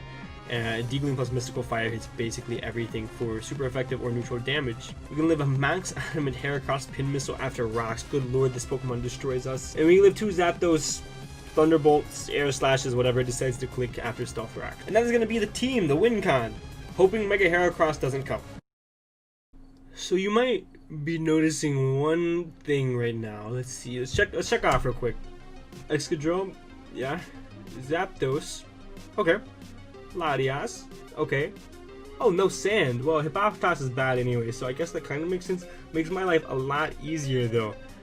What's the Pokemon that's missing now? There's no Mega Heracross, by the way, guys. As soon as I saw there was no Mega Heracross, the reasons for me to lose this game are as followed. Okay, so moving on into the match. No Mega Heracross. It blew my mind. I thought I had the worst Mega Heracross matchup I'd ever witnessed. My fighting resist is Hatterene, who is neutral to Bug.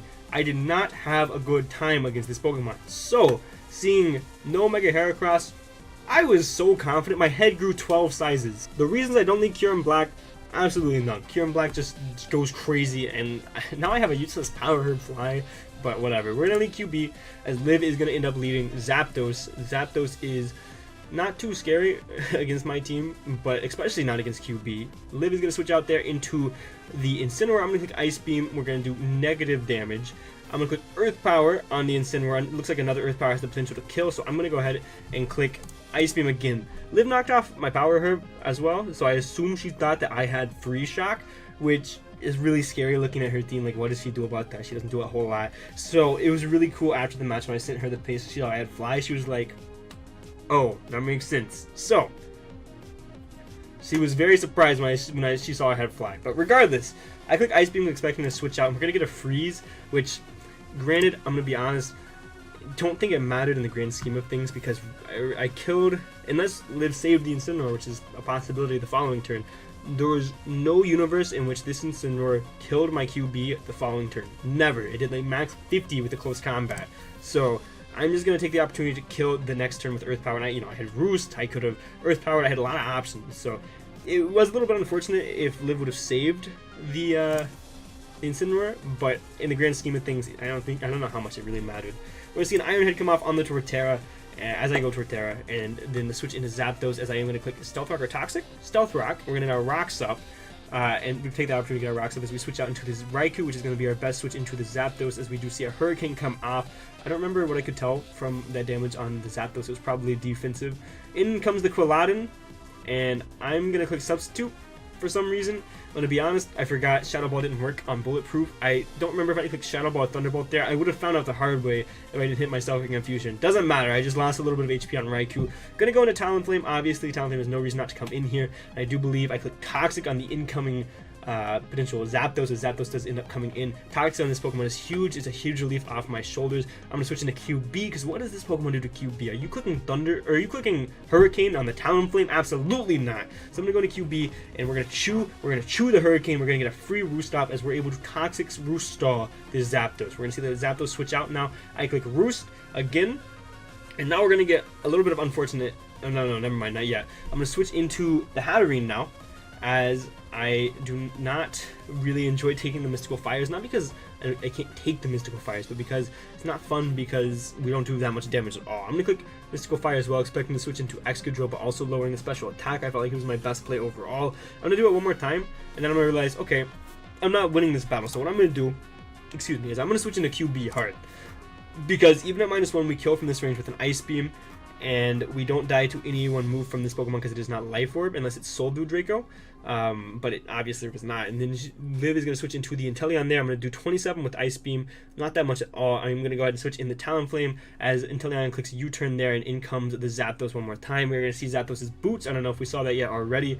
I'm going to hard switch back into the QB, as I expect a Roost to come off here, and Ice Beam's looking free right now. There are no reasons for me not to click this Ice Beam button. Hurricane is going to come off. It is not going to kill us, obviously. I'm going to click Ice Beam, and then unfortunately QB is going to miss out on the KO, as the Toxic does take down the Zapdos, but regardless, I'm going to sack QB here, because I think QB, while it is good, I don't need it to win the game. But we are going to see the Lottie miss a Draco here, and I'm going to click Ice Beam and kill the Lottie, and that was definitely unfortunate, but I still think even if it connected, we still won the game. We had the pieces to win the game, because that was the exact position I was talking about in my team builder at the Blastoise to win the game in the late game. We could have got a Rapid Spin off, could have got a Work Up off. Like, I still think the game was over. I think it would have been the differential would have been different, but I still think the game was over. In comes Excadrill. I'm going to go Torterra. Iron Head comes off. Not going to do much of anything to me. Liv's play is now to go for a flinch, but Liv actually doesn't do that. So Liv is going to switch out here as I click Synthesis. If Liv would have got the flinch, that would have been not so fun, but also could have been scared of me going Talonflame, I suppose. So it was a fair play. I'm going to click Toxic. No reason to not click Toxic on the Quilladin / incoming Inteleon. Inteleon's going to come out. It's going to click Dark Pulse. I'm going to Mega Evolve and click Rapid Spin as it kills from this range with a... Hold on. Sorry about that. Anyway, I'm going to click Rapid Spin. Absolutely no reason for me not to. It prevents the Excadrill from coming in the following turn. And if it does, I know it's Scarf. So in comes the Quilladin. I'm going to go into QB and be a dick and save differential because I have the opportunity to. I'm going to fire for free Ice Beam. 2 Ice Beams kill this Pokemon regardless. I actually chewed that. But 2 Ice Beams kill this Pokemon no matter what. I click Ice Beam again in case Excadrill comes out, I kill it, this Pokemon dies. And I'm going to be a dick again. I'm going to save KD once more, go into Torterra, and win the game. Woo! Definitely would not have been a 6-0 if I if the Draco hit, obviously. Still think it would have been 4-0, maybe 5-0, depending on how Liv played around the Blastoise, but I still think the game was likely over from that point. Could have got some workups off, could have beat the Quilladin 1v1, but Toxic could have eventually taken me out, so it could have been a 4-0. I don't know. I still think I won the game from there. I still don't think that Freeze early game mattered. I guess Liv could have saved it, but regardless, we are going to get the 6-0 there. Probably not deserved, but we got it. Moving on past week 6, we were 5-1 and our differential was phenomenal and the season was looking up. We've almost clinched playoffs, guaranteed.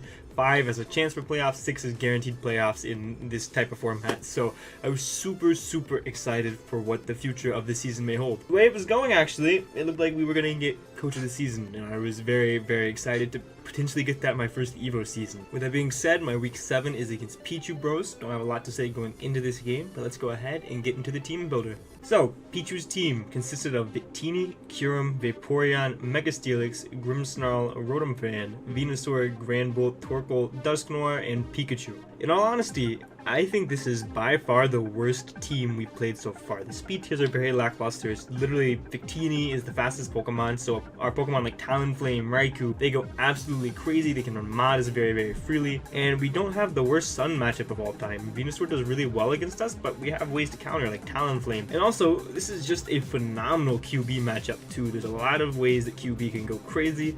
But let's go ahead and get into the team. Like I said, our first Pokemon here is going to be QB, Earth Power, Substitute, Freeze Dry, and Roost. And if you look at his team, he actually has 0 resist for Earth Power plus Freeze Dry. We are Substitute to attempt to set up on something like the Vaporeon, and we have Roost for longevity. This Pokemon can also take on Venusaur 1v1, which is really cool. And the only thing that really threatens this Pokemon is going to be like Banded Victini or Scarf Kyurem, things like that. I wish I could tell you what these EVs do, but this week, for some reason, I actually didn't write down any notes. This team builder is going to be a little bit short comparative to the other ones. We are also heavy-duty boots because we want to switch in Kyurem as much as possible and pressure KOs. And, a lot of reliable rockers. Mainly, Torkoal and Steelix are 2 really reliable rockers. Didn't want to take excess rock chip. Our next Pokemon is going to be Sandaconda in your boot. Obviously, Torterra does really poor against the Sun team. Sandaconda doesn't do too good, but we do have the ability to set rocks, which is really nice. We could have also been Sandspit, but we didn't really reliably get it up, and I really liked Rest for the longevity, so we are going to be Shedskin. It doesn't really have an Earthquake resist on the team. It's literally just Rotom-Fan, so we are Glare, Rest, Earthquake, and Stealth Rock.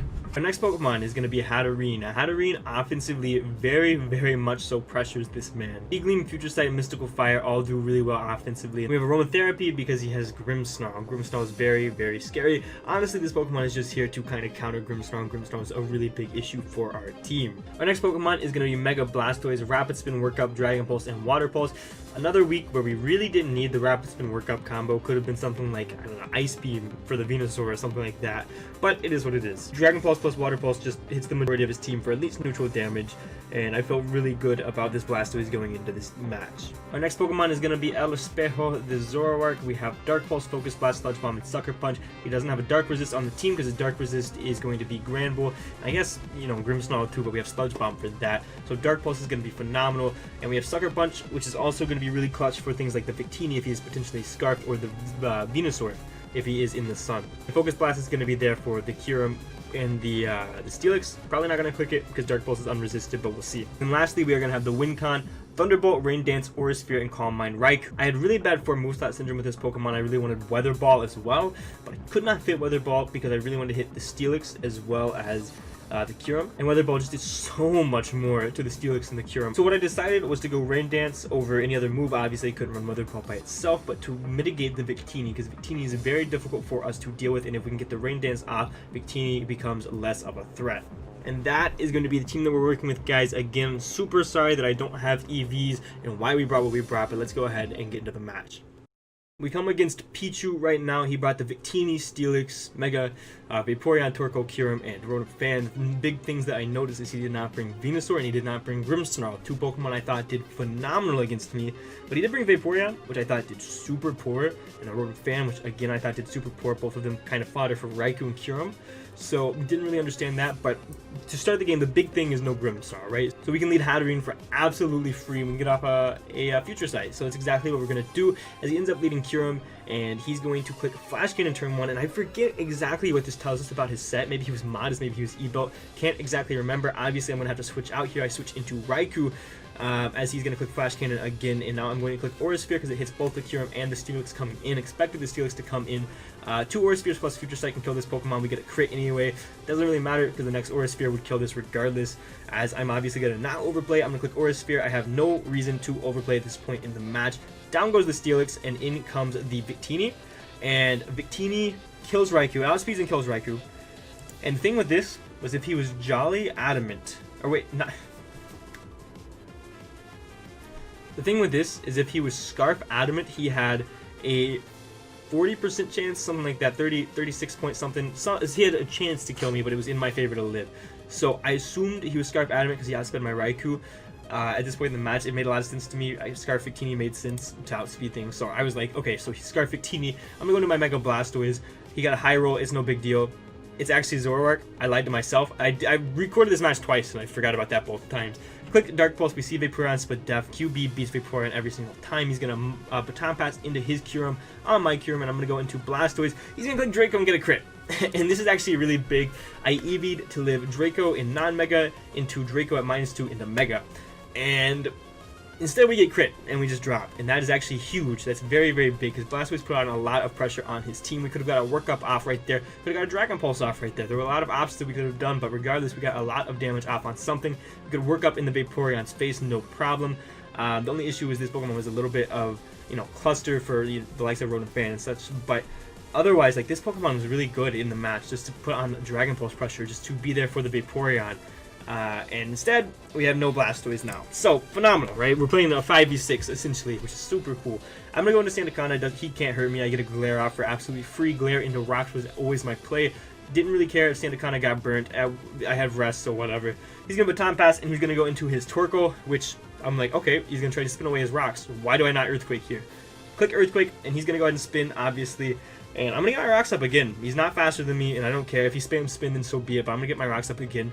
As he chokes, in my opinion, and clicks Solar Beam, I feel like he should have absolutely always spammed Rapid Spin at least until he was faster than me. So now I have my Rocks up.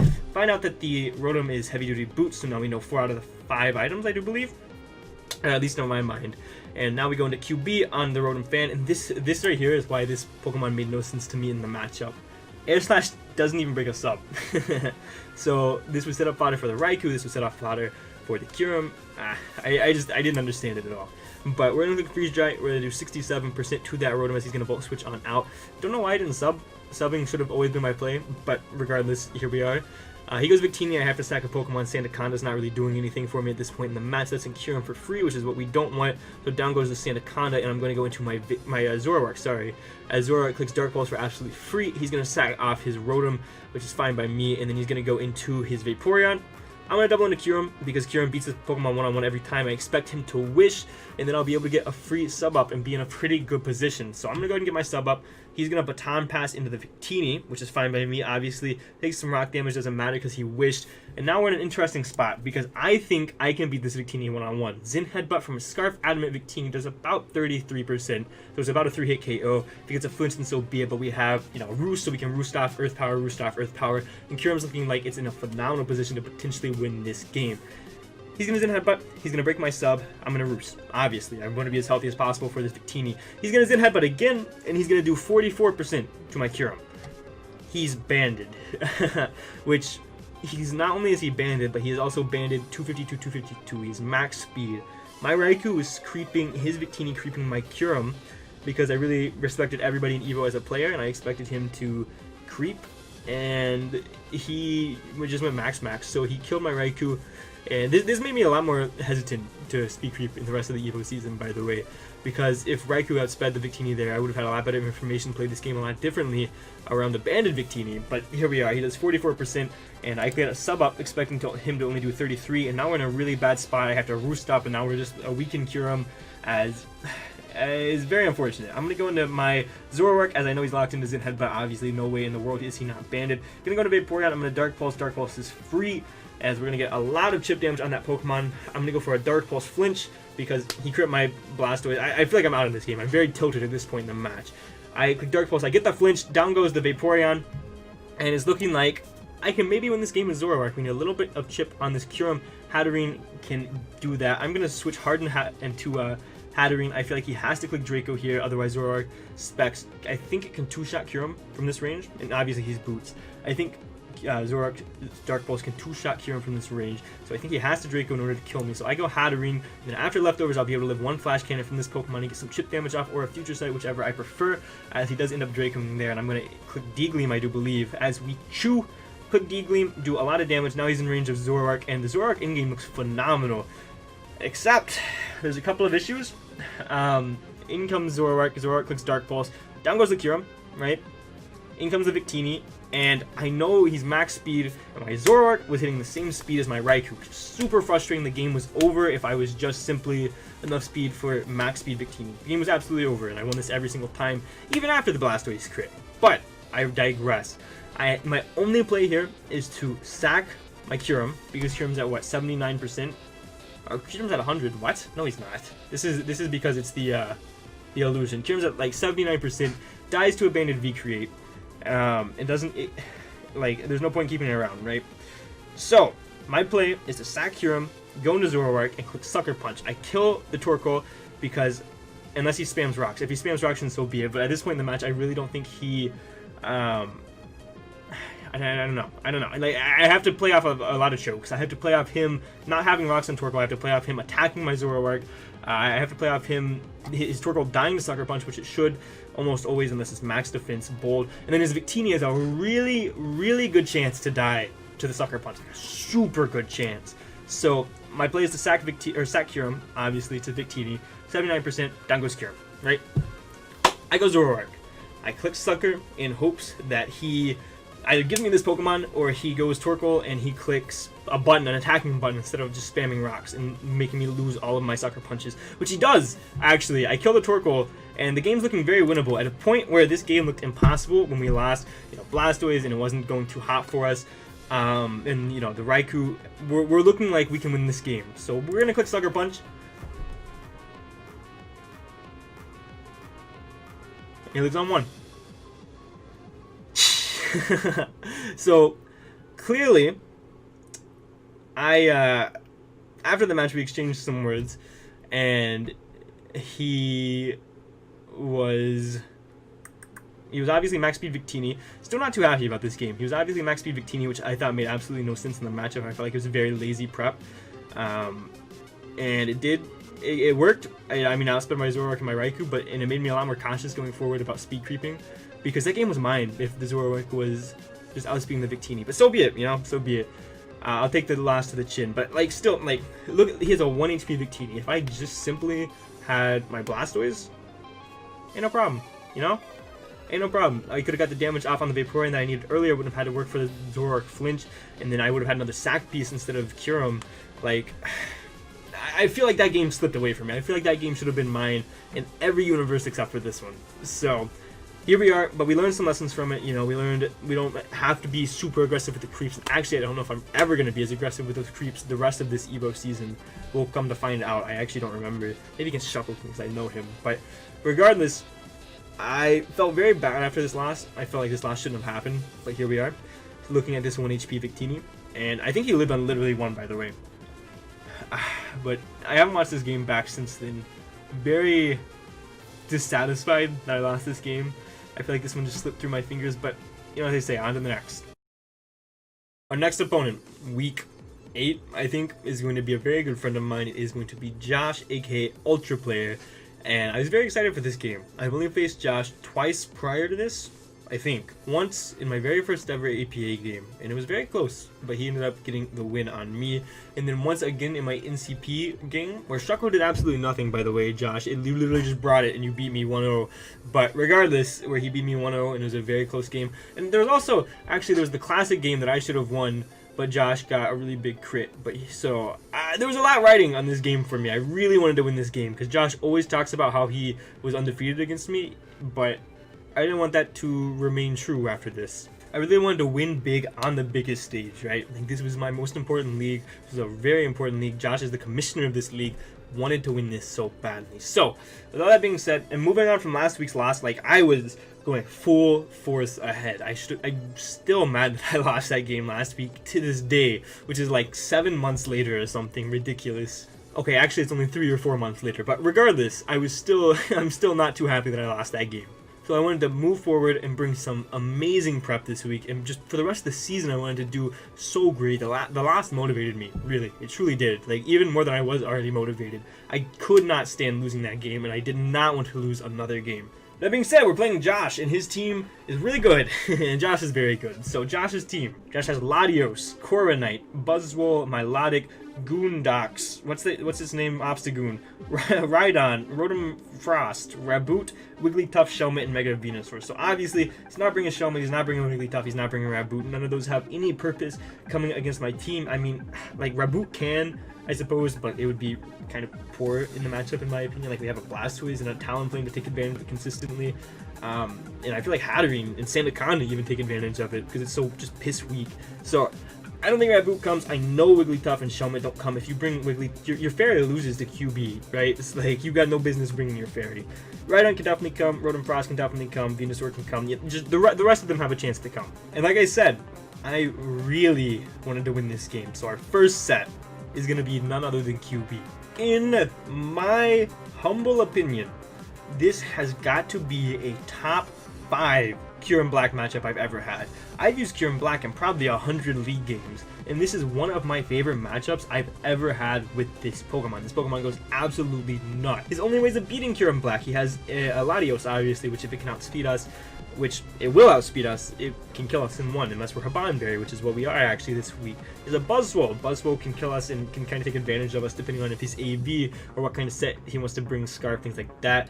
He has a Rotom Frost, which can take hits from us, but the rest of his team loses to Kyurem Black immediately, and I'm very, very excited for that. There's just in general, there's a lot of different options with QB every week, and this week in particular there were so many different sets that I felt did good. Like Honeclaw's Icicle Spear would have went nuts. I could have just been 3 attacks, Life Orb, Roost. The set I decided on, one of the best, if not the best QB set I've ever built. Ice Beam, Fusion Bolt, Roost, and Imprison. Normally, Corviknight is a Pokemon that beats QB one-on-one, right? You know, it has Bulk Up, it has Roost, it can beat us 1v1, it can, you know, chip us down very, very easily. But if we also have Roost, and we make it to where Corviknight cannot heal, and essentially taunt it, this Pokemon ain't no problem. Ain't no problem, we beat it 1v1 every single time. Ice Beam hurt. Ice Beam's very much hurt. Fusion Bolt's hurt even more, obviously, but if he starts bulking up in our face or being Iron Defense, then Ice Beam's gonna hurt, and if he can't roost off that damage, it's going to be perfect for us to be able to beat that Corviknight 1v1. Our EVs allow us to outspeed the Buzzwole, 2 KO Max Defense Milotic, take a Guts Facade from Rocks after, take a Guts Facade after Rocks from Obstagoon, and then neutral Spadef is what the 96 Spadef is for, to bring us back to our normal amount of Spadef, and then we put the remainder into special attack. This QB set is supposed to do a lot this week. We beat the Lottie, we beat the Corviknight, and our team does a really good job of taking care of Buzzwole in general anyway. So we're going to go ahead and move on to the next set. Our next set, simply a 4-attack Raikou. We have Thunderbolt, Extra Sensory, Shadow Ball, Scald. I didn't want to be Life Orb because I want to actually be able to take hits.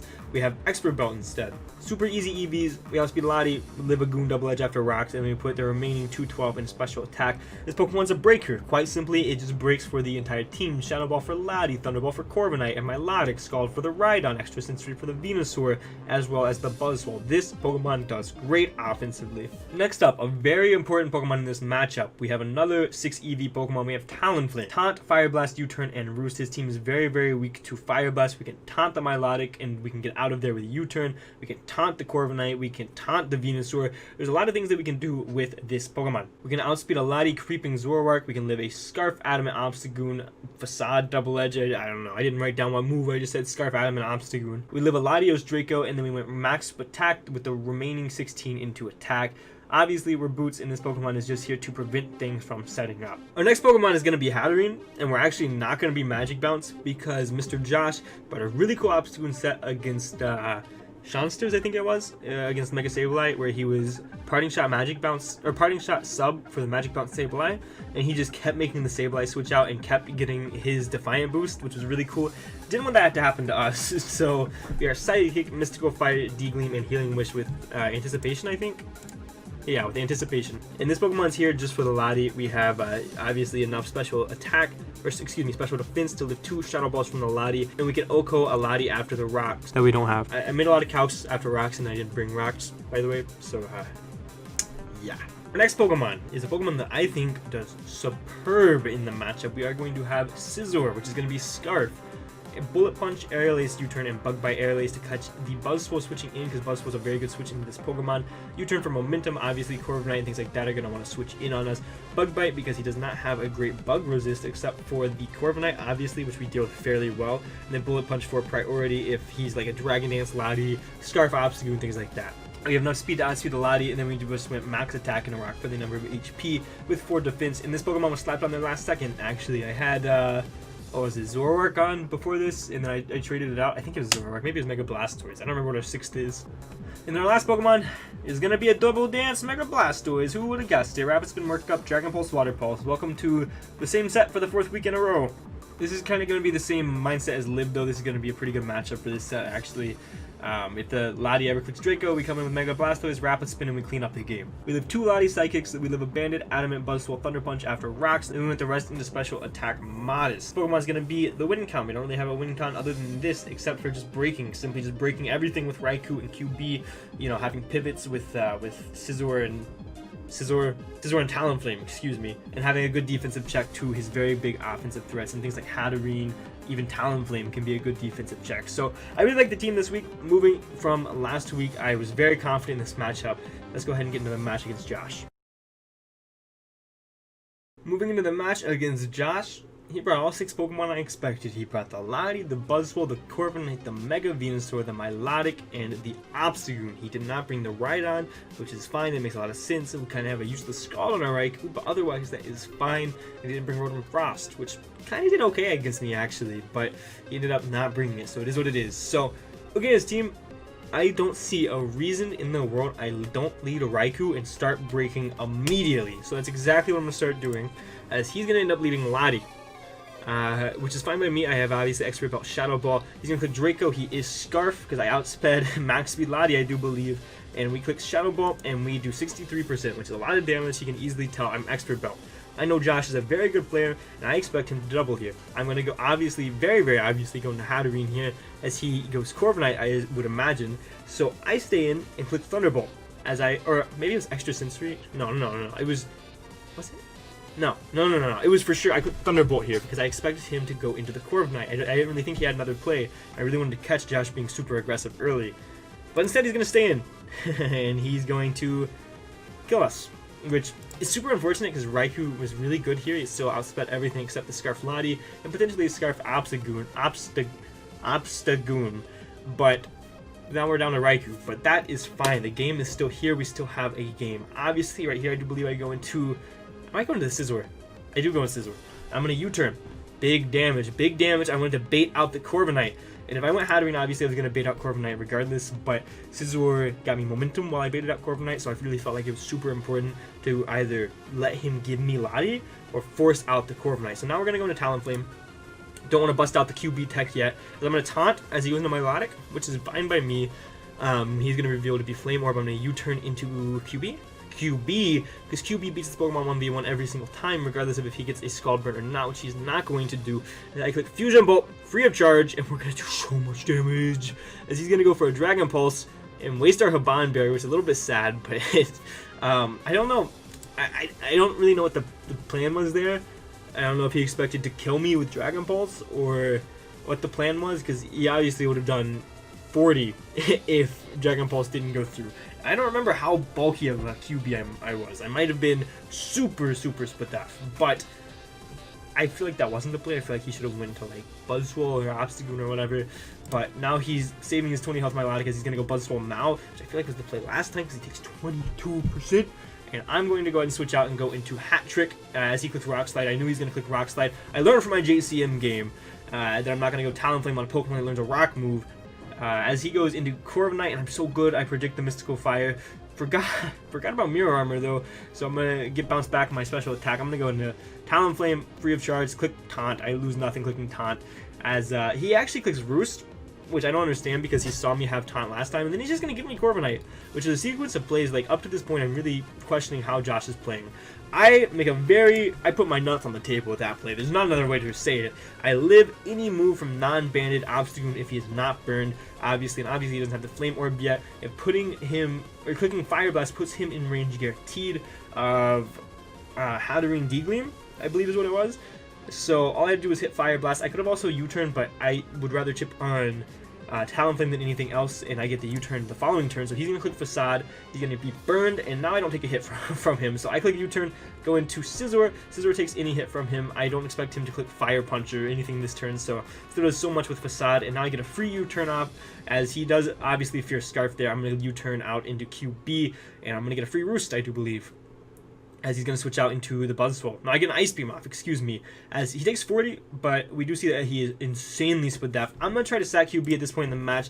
QB doesn't really have a purpose what to do. It lost his Saban, doesn't help against the Lottie, gets outsped by Obstagoon. It beats the Venusaur, but we have Scizor, we have Hatterene, we have Talonflame. Do I need it to beat the Venusaur? Not at all. So I'm going to try to sack this Pokemon as he clicks Leech Life, expecting me to go into the Hatterene, and now he's actually close to being in range of an Ice Beam. I click Ice Beam again, he's going to live on 10 HP, and he's going to Roost, and at this point in the match, I'm like, well, wait, if he's going to do this, and he's going to try to predict my Hatterene, maybe I can get a free switch into Talonflame. I don't think he's going to click Rock Slide this turn, and I think I kind of pissed him off to the point to where he's going to click Drain Punch on my QB, because Rock Slide didn't kill from that range, because with my investment, I do believe, and obviously seeing how split def he was like no attack investment, so I go into Talonflame on the Drain Punch, because I'm such a good player, and we absolutely chew. I do believe I click a U-turn on the incoming Melodic. I get a crit, doesn't freaking matter. Actually kind of hurts me because he dies to burn now, so that actually hurt me a little bit because now he gets a free switch in. But I wanted to bait in the Venusaur with this, I think. The Obstagoon. I remember it now. I wanted to bait in the Obstagoon because a normal Hatterene dies to any type of Facade. I was like an insane amount of defense. Guaranteed lived any one Facade from this Obstagoon, as we chew expertly EV'd D-Gleam. Goodbye Obstagoon. Goodbye Obstagoon. So now I'm like, well, now I kind of need Mr. QB in order to break this Venusaur. I'm going to click Psychic, as I'm going to let Hatterene go down. Hatterene has no real purpose left. It's on 10 HP and gets outsped by everything. I'm going to go to QB now. Ice Beam actually doesn't OHKO this Pokemon, but we get the damage that we need for Scizor in-game to look phenomenal. As he gets the poison, didn't kill me with Sludge Bomb. I don't think that mattered in the in-game, because it's still going to end up, it's not going to end up mattering too much. Obviously, it sucks that QB died there. Could have roosted in his face, but I go Scizor, I click U-turn, he has 2 Pokemon remaining. I go Blastoise, and Blastoise is actually looking like it wins the game with its workup set. He goes Buzzwole.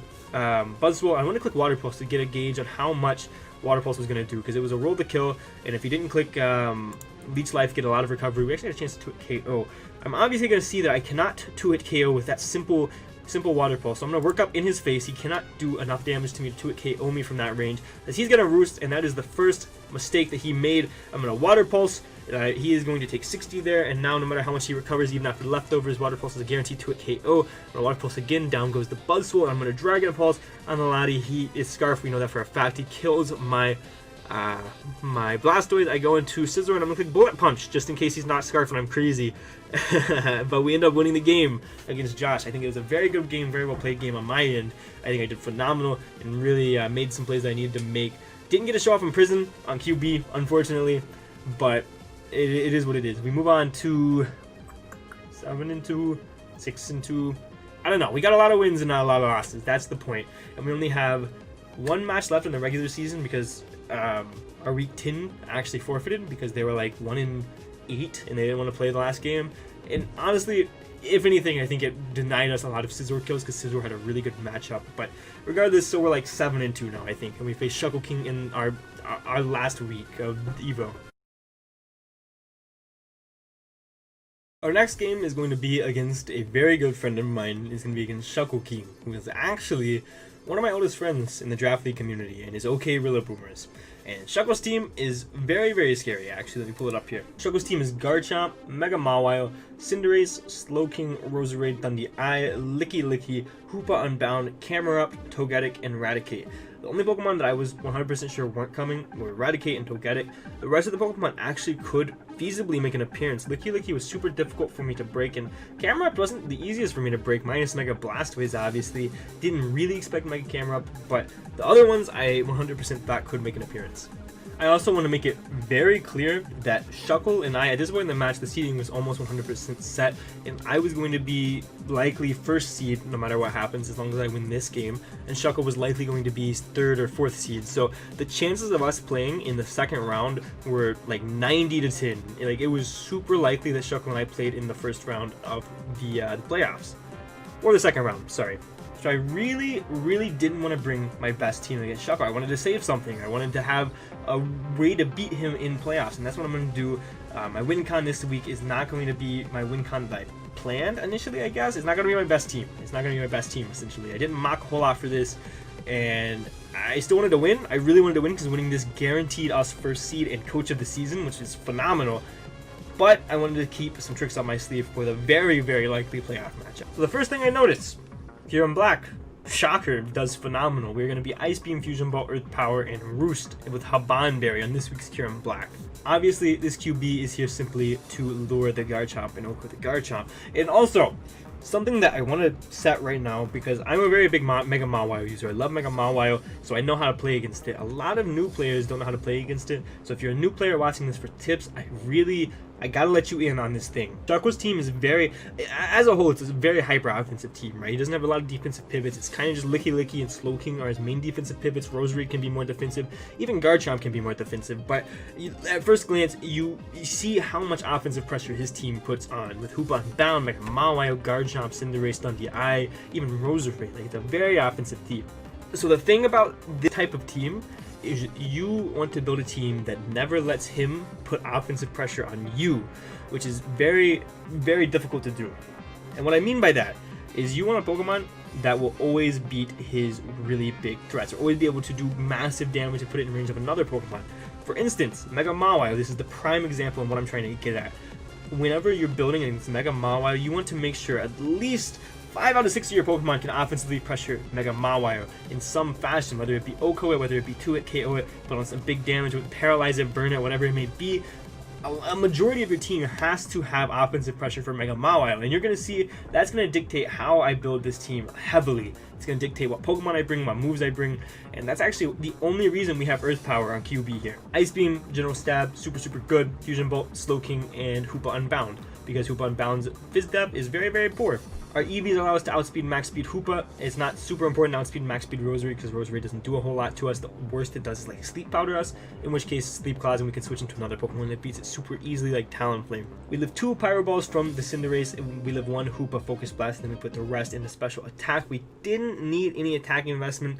While I did go minus Spadef, we didn't need any attack investment because Fusion Bolt still 2-hit KOs with Slowking, so OHKO's Hoopa after Rocks, I think? Not entirely sure. We'll find out.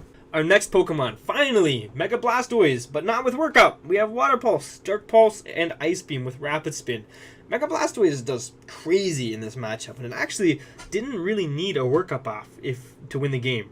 If at any point we get Rocks up and we get Chip on a lot of Pokemon, obviously, and we get a Rapid Spin up, and he's obviously got no Scarfers, which that's a lot of criteria, by the way. And he doesn't bring Licky, because Licky is a big threat, and I didn't respect it and bring Aura Sphere. Water Pulse, Dark Pulse, Ice Beam. Water Pulse for neutral stab on everything. Ice Beam does a lot of damage, but it's mainly there for Garchomp and Rosary, Dark, and Thundereye, I suppose. And Dark Pulse is there specifically for the Slowking. This Pokemon puts on a lot of offensive pressure.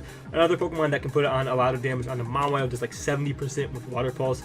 But if we ever get a Rapid Spin up, this Pokemon can win in the late game. We can outspeed everything except Cinderace at +1, because Cinderace can't do a lot of damage to us regardless, and I think he's going to creep. I hope he's going to creep with Cinderace, so we'll see how that goes. With 2 Garchomp Earthquakes, we have an offensive Rosary Energy Ball, we put the rest in a special attack Modest, and this Pokemon is here to deal as much damage as possible and potentially win in the in-game. Our next Pokemon is going to be Talonflame, U-Turn, Brave Bird, Flare Blitz, and Roost. Had really bad 6, 7, 8 moves I really wanted to put on Talonflame, but these were the 4 that I decided on. We super aggressively creeped his Cinderace, because I really respect Shuckle as a player, and while I do know that we have a high chance of playing in playoffs, I really wanted to hard aggressive creep his Cinderace and get as many EVs as possible that I could in defensive stats. We have 2 Cinderaces in Headbutts, we have a Slowking Surf, and then we put the rest into attack. This Pokemon is just here to deal out a lot of damage. It offensively pressures the Mawile, it offensively pressures the Roserade, the Thundereye, offensively pressures a lot of his teaming and grabs us a lot of momentum to go into, whether it be Blastoise or Kieran Black. gives us a lot of different options with this Pokemon. Our next Pokemon is going to be Torterra. And I told you guys our win con was not going to be the same in the real game as it is in this game because of how likely the playoff rematch is. So I went double dance, or not double dance, I went Rock Polish Torterra as our win con. Woodhammer plus Earthquake on his team is pretty unresisted. Woodhammer actually does like 50 to Thundy, so like I was feeling very, very crazy going with this set as a win con. We can outspeed Cinderace at +2, we can live 2 Naive Garchomp Fire Blast, we can live 2 Life Orb Garchomp Dragon Claws, and then we went the rest into Attack Adam. And this Pokemon is not only a Garchomp check, but also our win con, which is a little bit uncomfortable for me, but we'll see exactly how that goes. Our next Pokemon is going to be Sandaconda. I thought Sandaconda also did very well in this game. Another Pokemon that can offensively pressure Mega Mawile. We can live a Rosary Giga Drain from full. We can live 2 Garchomp Earthquakes. We can outspeed Adam at Mawile. We live 2 Mawile Play Roughs at +1 with the rest into attack. Really, the real reason we're bringing Sandaconda is because I really wanted rocks, and we didn't really have another way to get rocks. So we're gonna bring Sandaconda specifically for rocks. So here it is. And our last Pokemon was a very, very last minute add. We have Scizor, who is going to be our secondary win con.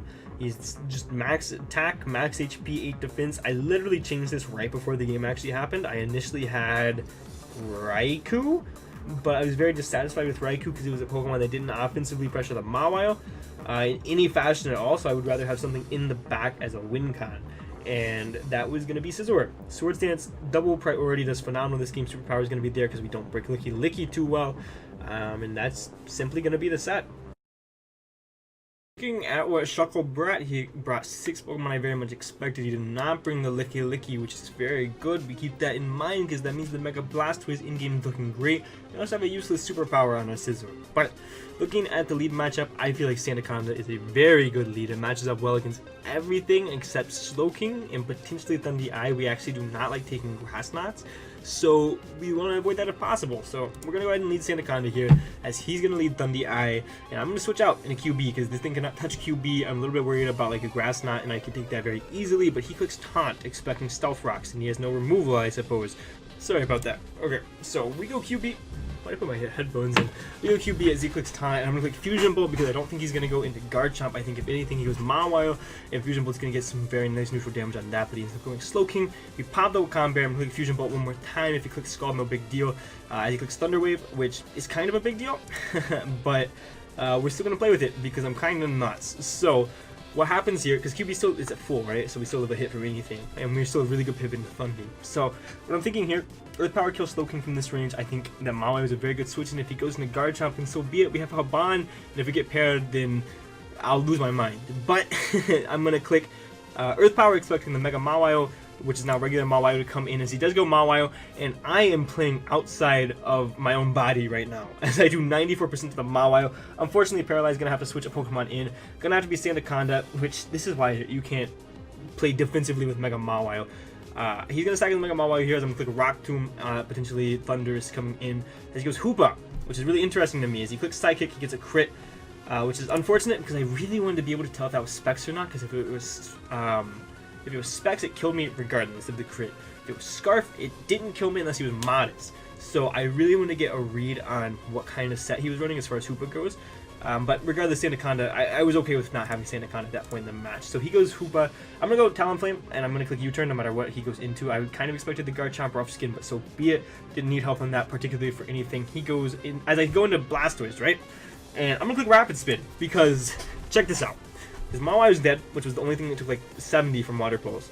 Garchomp dies to Ice Beam. Cinderace dies to Water Pulse. Hoopa, it can take 1 Water Pulse, but it can't OHKO us back unless he has like Thunder. Thundy dies to 1 Ice Beam, and Slowking obviously dies to a Dark Pulse. So I'm thinking I win the game at this point in the match. He goes into Hoopa, which I was like, whoa. Well, now you're going to die to a Water Pulse, as he does reveal to be Scarf. I'm going to click Rapid Spin it actually again, just in case he scarfs something else in the back. I'm insane. I'm really good at the game. Click Water Pulse because it's 0 downside. He goes Slowking. I click Dark Pulse. I claim a KO. Down goes the Slowking, and it's looking very good for your hero. He goes Thunderous, and you die to Ice Beam. He's very split def, and he's actually Citrus Berry, but he was very, very split def, I guess, to live that. So I'm going to go into my Talonflame. No big deal. Talonflame is going to be able to draw in the Garchomp is what I was expecting, but he just clicked Thunderbolt here, right? So I'm like, well, okay, I'm not in a bad position here either way. I'm not sure why I went Talonflame in the first place either, because I expected the Thunder Wave halfway. This is also why I switched into Kieran Black. So that was a poor play on my end. He's going to Thunderbolt one more time. I still live a Garchomp Dragonclaw from this range unless he's banded. Even if he's Life Orb, I live the hit. So he's going to go into Garchomp. I'm going to be a puss, and I'm going to switch out. Why did I do that? I actually don't know why I did that. He's going to click Dragonclaw, and we live 2 Life Orb Dragonclaws from the Garchomp. Obviously, he is Life Orb there. And Fire Fang does 40, it does barely more than Dragonclaw. It does like 43 to 53%, right? So we have a 90 something, 88% something chance to live this hit. And if we live, then it's looking like we win with Torterra, unless he Sucker Punch on his Cinderace, which is obviously a possibility, but we can at least get rid of the Garchomp. And he kills us. He gets like the 12% roll to kill us, which is very unfortunate because now it's not looking too hot for us in the in-game. I'm going to go QB, which I should have just done in the first place. I don't know why I didn't. He looks Dragonclaw. We absolutely eat it for breakfast, lunch, and dinner. And I'm going to click Ice Beam, not get paired, and we're going to take down the Garchomp, but that was my only hope of winning the game. Now it's looking like the Talonflame in-game is looking phenomenal. He clicks Dark Pulse, takes out my Hoopa. I go Scizor, and I'm going to click Swords Dance because a +2 quick attack can do a lot to Cinderace. I get flinched. It doesn't matter too much, I don't think. I'm going to click Bullet Punch. Down goes the Hoopa, and you're going to see Quick Attack wouldn't have killed it from +2 regardless. You can click Fire Ball, down goes the Scizor, and it just comes down to Talonflame living the Gunk Shot, which, by the way, it's in his favor to kill us the same role it was to live the Fire Fang from Garchomp, which is very ironic. So we have a really good chance to live this, and he misses, so we're never going to find out if he would have lived or not anyway, and Braver we would have killed. So best case we would have won 0-0, worst case we would have lost 0-1. So either way, we're going to clinch up the first seed there. The Gunk Shot miss definitely sucked, but we had a really good chance to live that. We super fat Talonflame, and the aggressive creeping obviously did not pay off there. Like I was afraid it would not, but regardless, we're going to pull out the victory there, which is phenomenal. And with that, that's the EVO regular season. We're going into playoffs. This was week 9, but like I said, week 10 did forfeit. It was Vino, I think, Vino, I don't know how you pronounce it. Regardless, he forfeit to us, so we take those. And your boy won Coach of the Season. We went 8-2, proving everybody wrong. And one of our losses, still super upset about, but here we are. 8-2, Coach of the Season, first seed, clinched a first round bye, and this was awesome. Really, really it was. The only issue was in the semifinals, which is what, no, in quarterfinals, which is what we automatically were put into because of how this worked. It was really weird, but we got an automatic bye. We faced either JCM again, which is one of my losses, and it literally always works out that way, or it was Jason, Diet Type, one of my best friends, who we actually had a phenomenal matchup against, but it's going to end up being JCM that we end up playing. So we're going to go for the rematch, change his team up a little bit, but it's going to be really interesting to see if we can pull it out this time. Wasting 0 time. I wanted to win this game, and I wanted to win very badly. I wanted to prove that the losses in the regular season were a fluke. Obviously, the Pichu one was a fluke, and everybody could see that. Everybody could see that probably should have won that game. But this game, I played very poorly. I have no excuses. I played poorly. I missed the Screech, but it would have just changed the differential. I got smashed. Very poor performance on my end against JCM. So this time, I went all in. I went crazy on the prep. I went crazy on the mocks. I had a lot of really cool sets, and I'm super excited to bring that to you guys. He still has all of the really, really big threats against me, like Torn T and Mega Medicham, Nidoking and Snorlax. Rotom still does really well, but this time he added Blacephalon and Rabambi, and both of those Pokemon do pretty well against me, actually. He also still has a Lomolola, which I still think isn't really a good bring against us, and Guzzlord, which again, not really a great bring.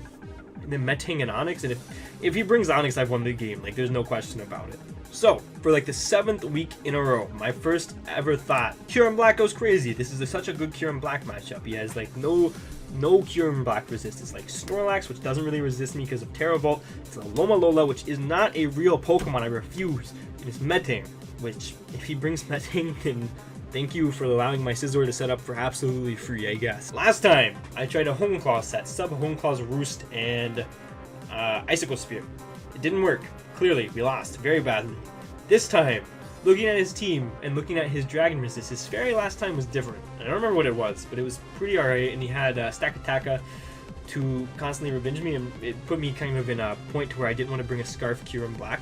This time, Kieran Black goes nuts if he's Scarf. The only issue with that is webs, and the only issue with that is going to be the Rabambi. But Rabambi is very easy for us to kill. Rabambi dies to the Icicle Spear, obviously. So Scarf Kieran Black is a Pokemon in this matchup that if we can position it right, it goes crazy. Dragon Claw, free, no resist. Rabambi, Meting, not real. Outrage, free once we get rid of Rabambi. We absolutely demolish this team and we basically claim a KO every time after rocks are gone. Icicle Spear, there for Rabambi, there for Rotom-Mow, there for Tornado. Fusion Bolt, there for a stupid Alola as well as Tornadus. My thought process with this set, last time, Kieran Black let in Mega Medicham for free. The whole purpose of me explaining the Mega Mawile thing to you correlates to this because I did a very poor job last time of not allowing a Mega Medicham to come in for free. Did awful at it. This time, Scarf Kieran Black does not allow that ever. Icicle Spear hurts, Outrage hurts, Dragon Claw hurts, and Fusion Bolt hurts. Never can Mega Medicham get in on us for free unless he wants to fake us out, which does, I don't know, 25% max. So, Scarf Kieran Black, the win con. Easily. Our EVs, we can outspeed Rabambi, creeping us, creeping him, creeping Raikou. Very aggressive. The JCM was aggressive last time. We're aggressive this time. We live 2 Scarf Modest Blacephalon Flamethrowers. Easily. We live a Life Orb superpower from Tornadus after Rock. Rust into attack Adamant. Very good set. Very happy with this set. Very, very good win con. Our next Pokemon, Mega Blastoise. Great in this matchup. Aqua Jet, Water Pulse, Aura Sphere workup. Aqua Jet because Blacephalon is very scary, and in the in-game, Aqua Jet plus Scizor from, or Bullet Punch from Scizor, excuse me, kills that Pokemon. Aura Sphere, Snorlax, Water Pulse, everything else. My concept last time with the Blastoise was those two things are very unresisted against this team, and that's going to stay the same this time, except I'm going to throw on Workup, because Workup in Snorlax's face, he can't do anything. He can't boost his Split F unless he's Amnesia Double Dance, which is definitely a possibility, definitely a little bit scary, but we have a lot of ways to counteract that with our other Pokemon. +1 Aqua Jet can also kill Blacephalon after rocks. This is another potential win con, but more so a breaker and more so a pivot into things like, I don't know, Blacephalon itself, I guess. We can outspeed a timid Guzzlord. I didn't know what speed to hit, guys, I'll be real. We have 2 Scarf Blacephalon Shadow Balls after rocks. We have a Medicham High Jump Kick, and then we put the rest in Special Attack Modest. Our next Pokemon, Utility Talonflame. Very important in this matchup. Brave Bird, very unresisted. His resists are going to be Meting and Onix. Neither of those are real Pokemon in this matchup. So, we are Brave Bird, Mono Brave Bird, with Roost for longevity, Defog because hazards are going to be very annoying against this team, especially with our QB in the back with Scarf. Don't want him getting chipped down. We have Defog with the boots, with the Gale Wings on this Talonflame, and a taunt to prevent setup on that stupid Snorlax, to prevent Wish on the Alola, to prevent subs from the Blacephalon. We are looking good with this Talonflame. We outspeed Tornadus, creeping Raikou. We live a Specs Blacephalon Shadow Ball. We live a Scarf Blacephalon Poltergeist, which it doesn't get, by the way, but at the point of this, everyone thought it did, I think, and I think it actually was able to use it. I'm not 100% sure. I think this was like how Azu used to be able to use high horsepower, if any of you remember that. I think. And then we put the rest into attack. This Pokemon is also very important to revenge the Mega Medicham. Anytime something dies, we go Talonflame immediately. He doesn't have a Brave Bird resist, and we can either force a kill on the Mega Medicham or force a kill on something else. Very important, and that's how I played it in the mocks. That's how I played it in the game. Our next Pokemon, the true quote-unquote win con. We have Swords Dance, Bug Bite, Bullet Punch, Roost, Mega Scizor, regular Scizor. Why do I keep doing that? We have Metal Coat because Bullet Punch is unresisted. If we get Rocks Up or any prior chip on Blacephalon, this set wins immediately. Nothing stops this set. +2 Bug Bite kills the Alola, or comes close. He doesn't do a whole lot unless he gets countered, I think, whatever. He's super weak to these two moves.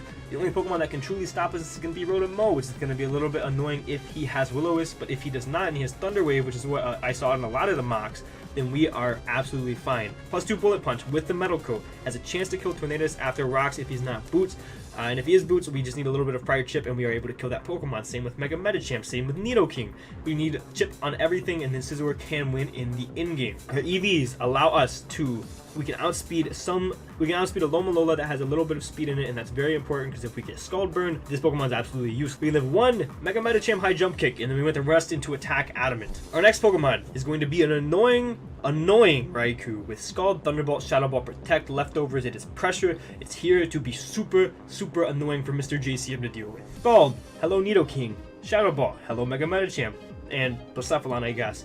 Thunderbolt, everything else. I'm not worried about the Snorlax. I was way too focused on the Snorlax last time with this Raikou set. But he wasn't Rest last time. He wasn't Rest.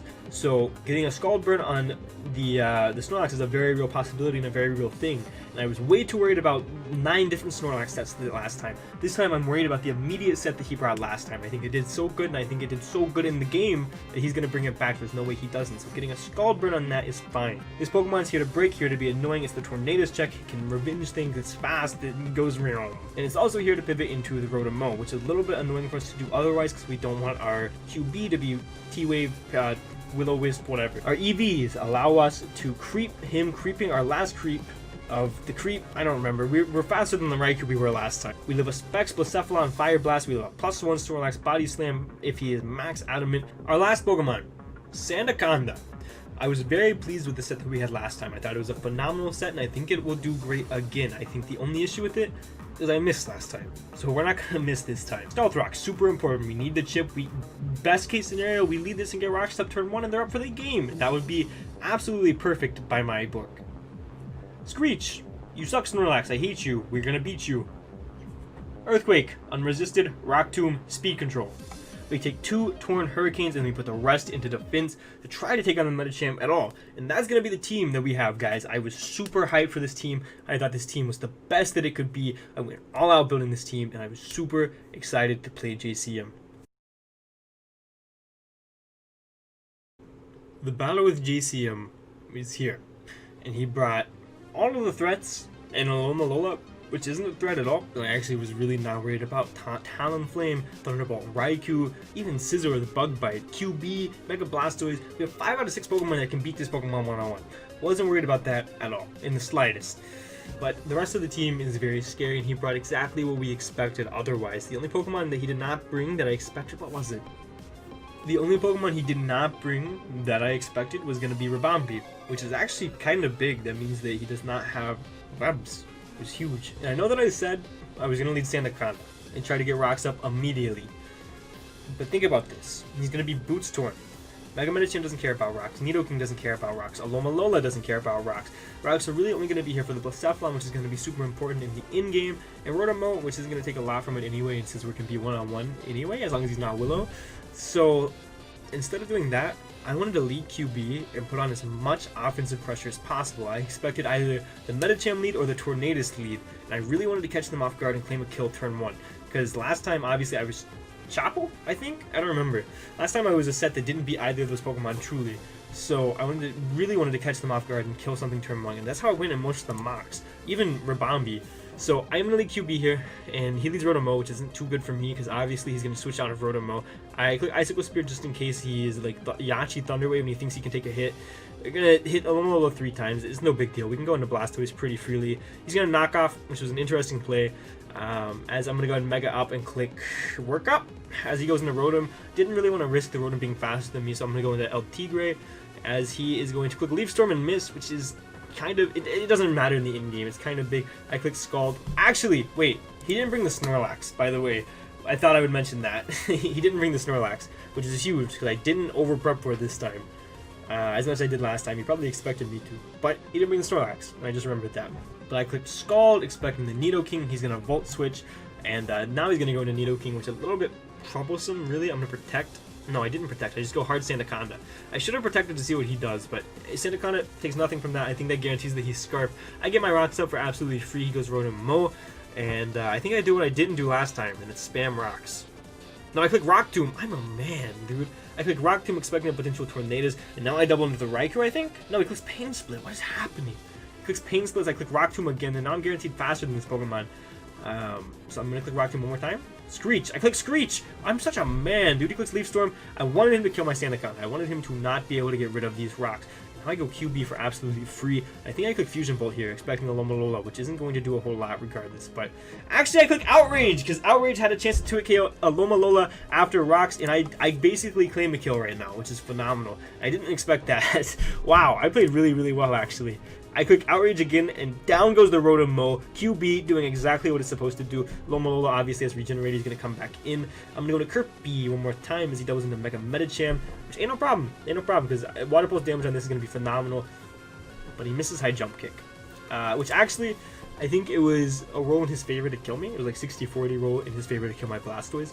But obviously that high jump kick miss set him back exponentially. I think if he didn't miss it, there was still a game going on. Like, I was still in a great spot, in my opinion. I still had QB who claimed a kill literally every time it came in.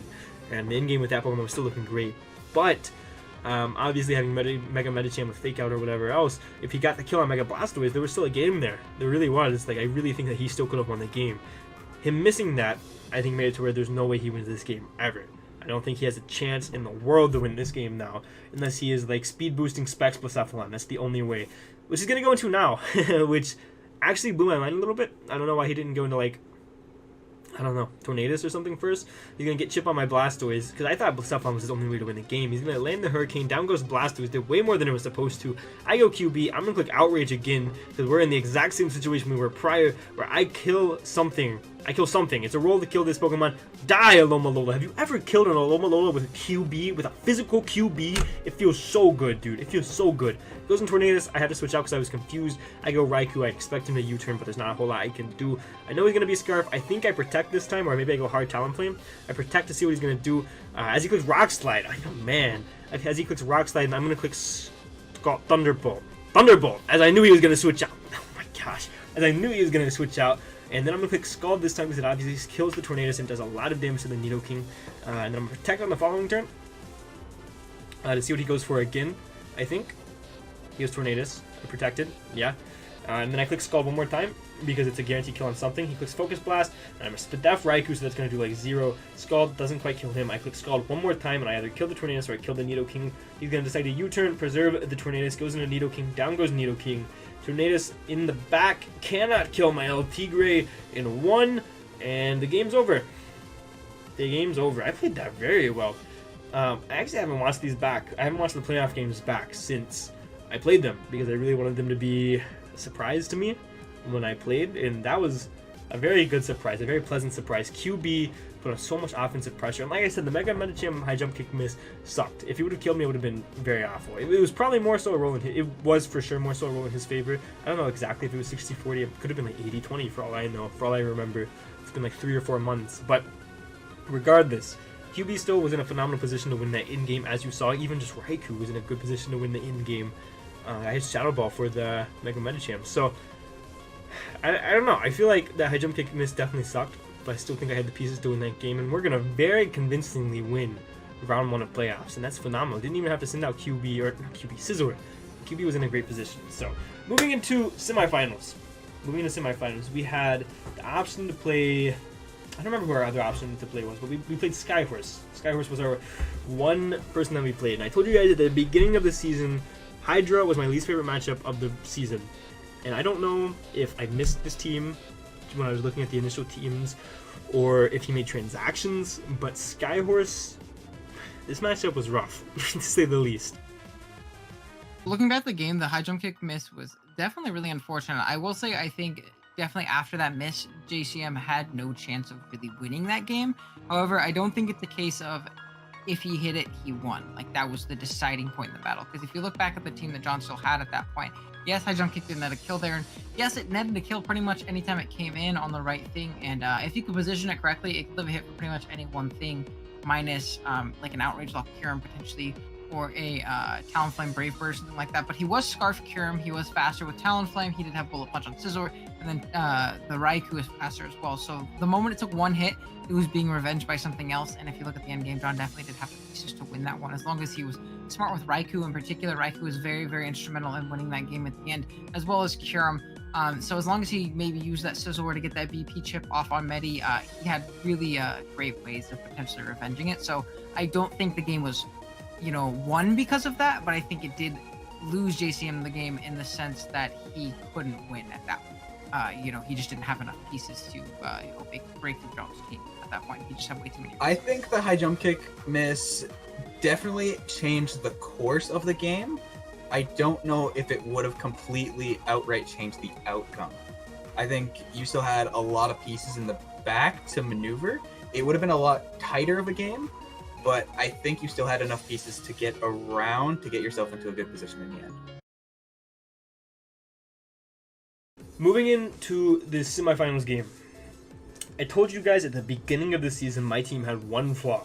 And one flaw really only. Like the speed tiers were great, we had a lot of synergy, we had removal, we had setters, we had, well I mean setters we kind of lacked a little bit too. But regardless, like we had offensive presence, we had defensive presence, we had Pokemon that could be utility, you name it we had it. The one thing we were lacking was Dark Resist.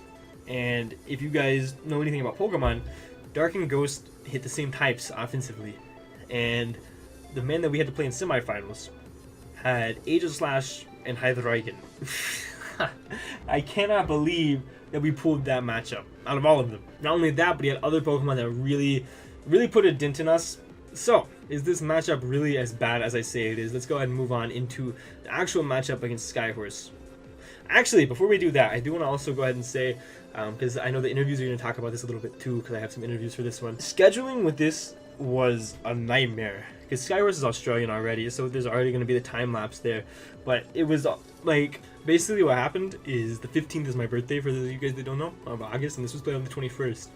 And that weekend, I spent time with my family, because it was my birthday, so I went out with friends, I went out with family, and I had a good time, you know what I mean? It was my 19th birthday, and I wanted to enjoy it. So I at him and I said, what days work? And he said weekend. And I at him immediately, actually, by the way.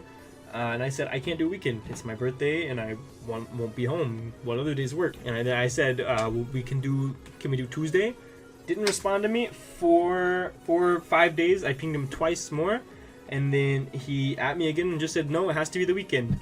And then he got mad at me because I wanted 3 days off for my birthday, which it's a game of Pokemon anyway, and I wanted to spend time with my family, and family comes before Pokemon. Like, it should, to me, it should be a no-brainer, but then we got in this whole argument, and he started getting mad at me because I wasn't taking time out of my birthday weekend, like spending time with family for a game of Pokemon, and then it was this whole ordeal, and it left a really bad taste in my mouth, I will not lie. Regardless, I wanted to bring that up because it made me want to win this game so much more, because the way that was handled was very... I wasn't here for it. Still feel like it, like just reading back through it right now, I still feel like it wasn't handled the best, and I really just left such a sour taste in my mouth. I wanted to win so bad, so bad. Even with this really bad matchup, I tried my best to win, and you guys are going to see that with this team. Skyhorse's team, Aegislash and Hydreigon. Two of the Pokemon that match up the best against me. I think Aegislash actually matches up the best against me out of any Pokemon in this format right now. I think Aegislash goes insane against my team. Mega Pidgeot, which, you know, I think that's okay against me. Seismitoad, kind of hard for me to break. Lycanroc does give me the pipe. Comfey, whatever. Roselia, whatever. Blaziken does really well. Hypno, whatever. Vikavolt does pretty well. And then Galarian, Rapidash. All things considered, he only has 7 Pokemon that he can truly bring. He can bring the first 5, he can bring Blaziken, and he can bring Vikavolt. I think none of the other ones really make a lot of sense. Aegislash, Hydreigon, guaranteed coming. If they don't come, then... He's missing a couple of brain cells if they don't come. They match up so well against me, it's ridiculous. My Dark Resist is Hatterene, my Ghost Resist is Hatterene, my Steel Resist is Hatterene. It's so difficult for me to switch into these Pokemon. I'm going to try my best. I've spent a lot of time on this team, and we're going to talk about it right now. First Pokemon, the Wincon. This was the only way I could ever see me winning the game. With a Bullet Punch, Roost, Knockoff, and Swords Dance Scizor with leftovers. This had to be my Spadef answer to Aegislash. I really expected an offensive Aegislash to come, not necessarily Specs or Life Orb or anything like that. Really expected like an offensive, maybe more Spadef to not really a lot of speed Aegislash to come. That's really what I kind of settled on, and I really prepped for that super hard. +2 Bullet Punch can kill a Blaziken from half. So if we get a little bit of chip on the Blaziken, then we can win the game. Knockoff hits the Seismitoad for a ridiculous amount of damage. A +2 Knockoff into another Knockoff can kill him, as long as he doesn't get the burn. Obviously, Roost for longevity. We have to be careful of Lycanroc. Fire Fang, we can set up on... not a lot. It's going to be very difficult to win this game. We can set up on like the Aegislash, and that's about it. It's going to be super hard to win this game. We can set up on Seismitoad too if we want to risk getting burned. That's also a possibility. So this is really the only win con that I could see. We could take 2 Max Modest Aegislash Shadow Balls, and then we went the rest into Attack Adamant. And this was probably our best win con, truthfully. Our next Pokemon is going to be a breaker in this game. And this Pokemon I thought did super well, and I'm super proud of this set. With Thunderbolt, Toxic, Calm Mind, Protect, Raikou. With Pressure, obviously, we have Thunderbolt, which is unresisted on his team, minus the Hydreigon and minus the Seismitoad, at least out of the Pokemon that I thought would come. Vikavolt also resisted it. Toxic can beat all of those. Toxic really does super well. And for a Calm Mind Raikou, I saw no reason why Special Aegislash didn't come this game. So if we're Calm Mind Raikou, we can beat that 1v1, right? With Thunderbolt. So I thought this set did phenomenal, and I thought this set could just put a dent in absolutely everything. We can outspeed the max speed Lycanroc Dusk. We can Scarf Blaziken Flare Blitz if he's adamant after rocks. With 2 modest Aegislash Shadow Balls, and then we put the rest into special attack. This set's phenomenal. We can Toxic on the Seismitoad, switch and wear that Pokemon down. And when that Pokemon's worn down, there's not really a lot that can stop this Raikou. Our next Pokemon, and I thought of this super late the night prior to the game, or 2 nights prior, a Focus Sash leads Sandaconda. In no universe am I not leading this Sandaconda, no matter what Pokemon he brings. As far as his leads go, I expected like Pidgeot, Hydreigon, even Aegislash to start breaking, even Seismitoad. Like, he could lead a lot of different things, just not Lycan Dusk or Blaziken. He could even lead Vikavolt. No matter what he leads, I'm leading this Pokemon, right? And I'm getting my rocks up. Nothing is stopping me. The only way I'm winning this game is with rocks up the entire time. I need chip on everything for Scizor to be able to win in the in-game, or even Raikou. So no matter what, I was leading this Pokemon if he led if he led Pidgeot, if he led Hydreigon, if he led Aegislash, or if he led Seismitoad. I'm clicking Glare turn 1 into Rocks turn 2. No matter what, I live the Seismitoad Scald into Burn unless he's Life Orb, and then I get my rocks up as well as a Para on something, which is phenomenal. This Pokemon is not here to do damage, it's here to get up rocks. And that is literally the only reason Sandaconda is making an appearance. Get up rocks, para at least one thing. That is his only job this matchup.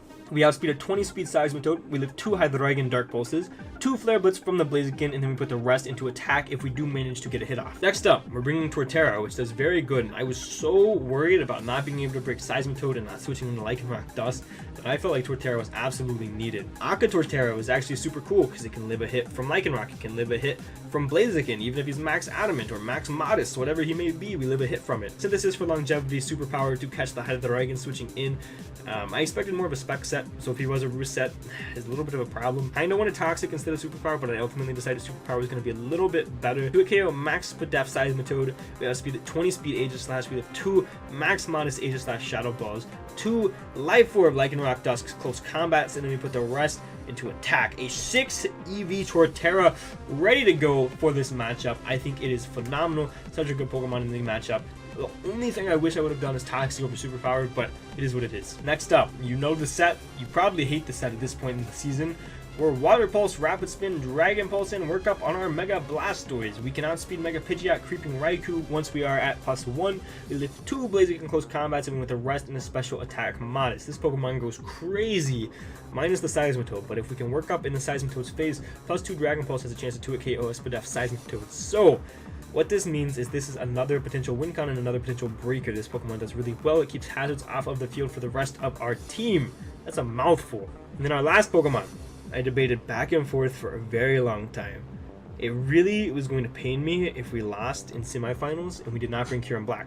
But think about it. This Kyurem Black matchup is so poor. We have the Hydreigon, an Aegislash, a Lycanroc Dusk, a Blaziken, and all 4 of those I was 1,000,000% sure we're covering. So if QB beats 2 out of the 6 Pokemon, congratulations. And there was really another way to break Seismitoad, which is really the only reason that I super considered it, but it was so hard to fit on a set. We had Haban, we had Specs, we had Life Orb, we had like AV at one point. We had so many different sets, but ultimately I decided to go Talonflame.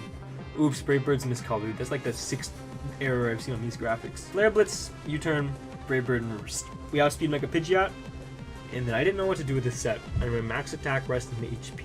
This set does really well, minus the Lycanroc Dusk. We needed something for the Blaziken. I was really worried about the Blaziken, because Blastoise can't really take care of the Blaziken. Nothing on our team can really take care of the Blaziken. Talonflame resists dual stabs, and I really felt like it was very important to be able to take out that Pokemon. U-turn to grab momentum to go into Raikou, Scizor, Blastoise, whatever it may be. Brave Bird, obviously for Blaziken, and Flare Blitz, obviously for Aegislash. At the end of the day, I think I brought one of the best teams that I could have brought in this matchup. I think Torterra, I should have had Toxic over Superpower, and I really don't know why I didn't. And I really regret not bringing Kyurem Black. That's my do or die Pokemon, and I should have brought it every single time in an elimination game. But without further ado, let's get into the match. So yeah, going into semis, John was very nervous. It was going to be arguably one of his hardest games of his career. He had a really bad matchup against Aegislash. It was that one Pokemon just really destroyed him. We looked at mocks. we were trying to prep for it. With Zoroark being his Ghost Resist and Talonflame being his Flash Cannon Resist, it was really tough. Again, Scizor was going to have to do the most this game. And it's against Skyhorse, who is currently on a tear. So I think this was going to be the deciding factor for John's make or break it for the season. If I'm remembering correctly, because again, this was a while ago, but John's matchup versus Skyhorse was very, very less than ideal. It was awful. I remember helping him mock for this game in particular, and I think Skyhorse ended up bringing like a Specs AG, but I brought like just an offensive 3 attacks type one, and it massacred John's team because of the fact that his Ghost Resist was a Zoroark, which it definitely isn't ideal when you're playing up against an Aegislash, one of the best mons in the format. His team got incredibly chipped by Mega Pidgeot. He had no switch into Hydreigon on the account of his fairy type being Hatterene. Lycanroc Dusk was very, very scary. Blaziken was very scary. There was a lot of really scary things on Skyhorse's team for John's team. Like defensively, he just couldn't check them very well. He definitely had some great outs and he had some great potential win cons and things like that. But the matchup was definitely less than ideal. And I know that they had a scheduling hiccup. I don't remember exactly what it was, but I remember they were kind of button heads there for a little bit. And that honestly goes into the mental of the game as well. I'm assuming both of them probably went into the game a little bit heated. Tensions were a little high at semis, and they were arguing a little bit more than in the days prior. So there was definitely a lot of tensions going into the game, that's for sure. My thoughts going into the semifinals week was my guy John's gonna take it all the way. And then I saw that he had a Hydreigon and a Aegislash, and I said, oh boy, this is going to be rough. But if anyone's going to pull it off, it's going to be John. Semifinals for APA Evolution Season 3. I made it. I won Coach of the Season. I made it to semifinals against what was likely one of the worst matchups I'd ever had. I really had no great outs except for great play. Cue the intense battle music. Like I said, we're going to lead Sandaconda. And also, I haven't watched this game since I played it. Not once. Usually I always watch my games after I play, regardless of win or lose at least one time. Haven't watched this game once since after I played it. He's gonna lead Hydreigon as I'm gonna lead Sandaconda. Freest glare of my life. We had the sash, so that was fine. And we got the glare off on Hydreigon, which is phenomenal for us. I'm gonna get rocks up. He's gonna U-turn, get a crit, doesn't matter. Sandaconda did exactly what it needed to do. He goes Blaziken, and he's gonna U-turn, which is fine by me. He gains momentum, or we gain momentum as he goes Mega Pidgeot. I'm gonna go into Raikou. Raikou has no business not being here. I'm gonna click Toxic as I expect him to go into Seismitoad. Phenomenal play on my part, and we're in a really good spot. I knew going into this battle we were 5v6 because we had the Sandaconda, but I'm gonna go Torterra as he goes into Blaziken and makes a very good play. But I am obviously Akaberry. He clicks U-turn though, maybe expecting that, as I'm gonna obviously Earthquake, trying to catch him clicking Overheat, Flare Blitz, whatever he may click. I'm gonna have to switch into Blastoise here because it's the only thing I really want damage, and right now I'm in the Vortex. Even into Pidgeot, which I'm kind of fine with, actually, now that you mention it. He's gonna Mega Evolve, as am I. He's gonna click Substitute, which I'm gonna click Water Pulse. I'm gonna not let that happen. Why would I let him get behind a sub, be in a very bad spot? He's gonna Roost, and we're gonna Dragon Pulse, and we get a crit, which prevents him from switching out, which is a little bit unfortunate, but I don't think it impacted the game at all. I'm going to click Rapid Spin to get a speed boost to prevent anything from coming in and maybe see what Scarfers he has. But he goes into Seismitoad here. I'm going to click Dragon Pulse, see he is very Spadef, as he's going to click Toxic as well. So now my workup strategy, I won't be able to beat this Pokemon 1v1. I click Dragon Pulse one more time, and he's Rest. He's Rest. So my only way of beating this Pokemon now is Torterra. I have no other way to beat this Pokemon ever.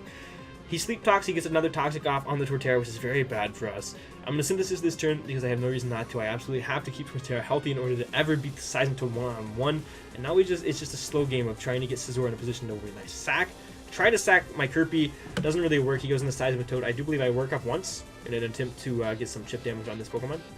No, I switch out. I go right into Torterra. His Sleep Talks get another Toxic, and I'm fine with it. I think I click Superpower this turn, expecting the Hydreigon to come in. And this is kind of why I wanted Toxic, but now looking back, he was actually parried, so it didn't matter. And I actually would have killed, but he was Chople. So, I don't really know why he was Chople either. But maybe it's risk for Blastoise. I don't know. He's going to be a Roost Hydreigon, which is a little bit unfortunate, but I get a free Dragon Pulse off with Blastoise's last breath, as Blastoise is going to go down to Toxic damage. And we've got Chip on a lot right now. We need Chip on Chip on Blaziken, and then Scizor looks like it can win the game. I'm going to go ahead and go into Scizor. And I'm going to try to force out the Blaziken. What I'm trying to do here is force him to click Overheat to try to kill my Torterra, right? Because the only thing that he can really do for this I can't talk. The only way that he can ever beat, the only way that I ever beat the Seismitoad is Torterra. So I want him to click a button, kill me, please attack me, is what I'm trying to say here. He's going Seismitoad, let that die. I go into Scizor, obviously I double out, expecting the Blaziken, and which doesn't make a whole lot of sense for a lot of people, right?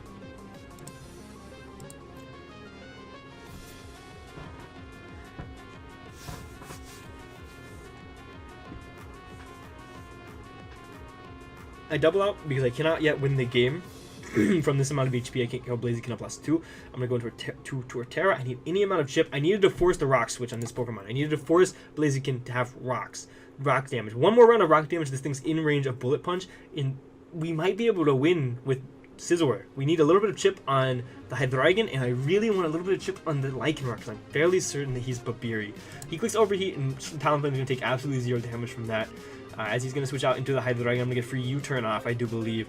As we get the damage we needed on Hydreigon, we go into Scizor, and we are going to click a Bullet Punch, and we're going to pick up the KO on Hydreigon. So we're not looking too bad right now. And in comes Blaziken, and there's the Rock Chip that we need.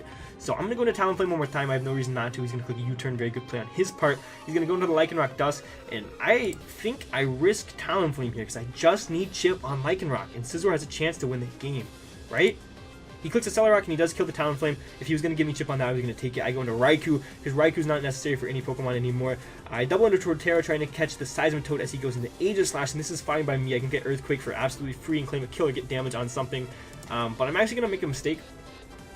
What I should have done was sack the Torterra, and then I went into Scizor for absolutely free.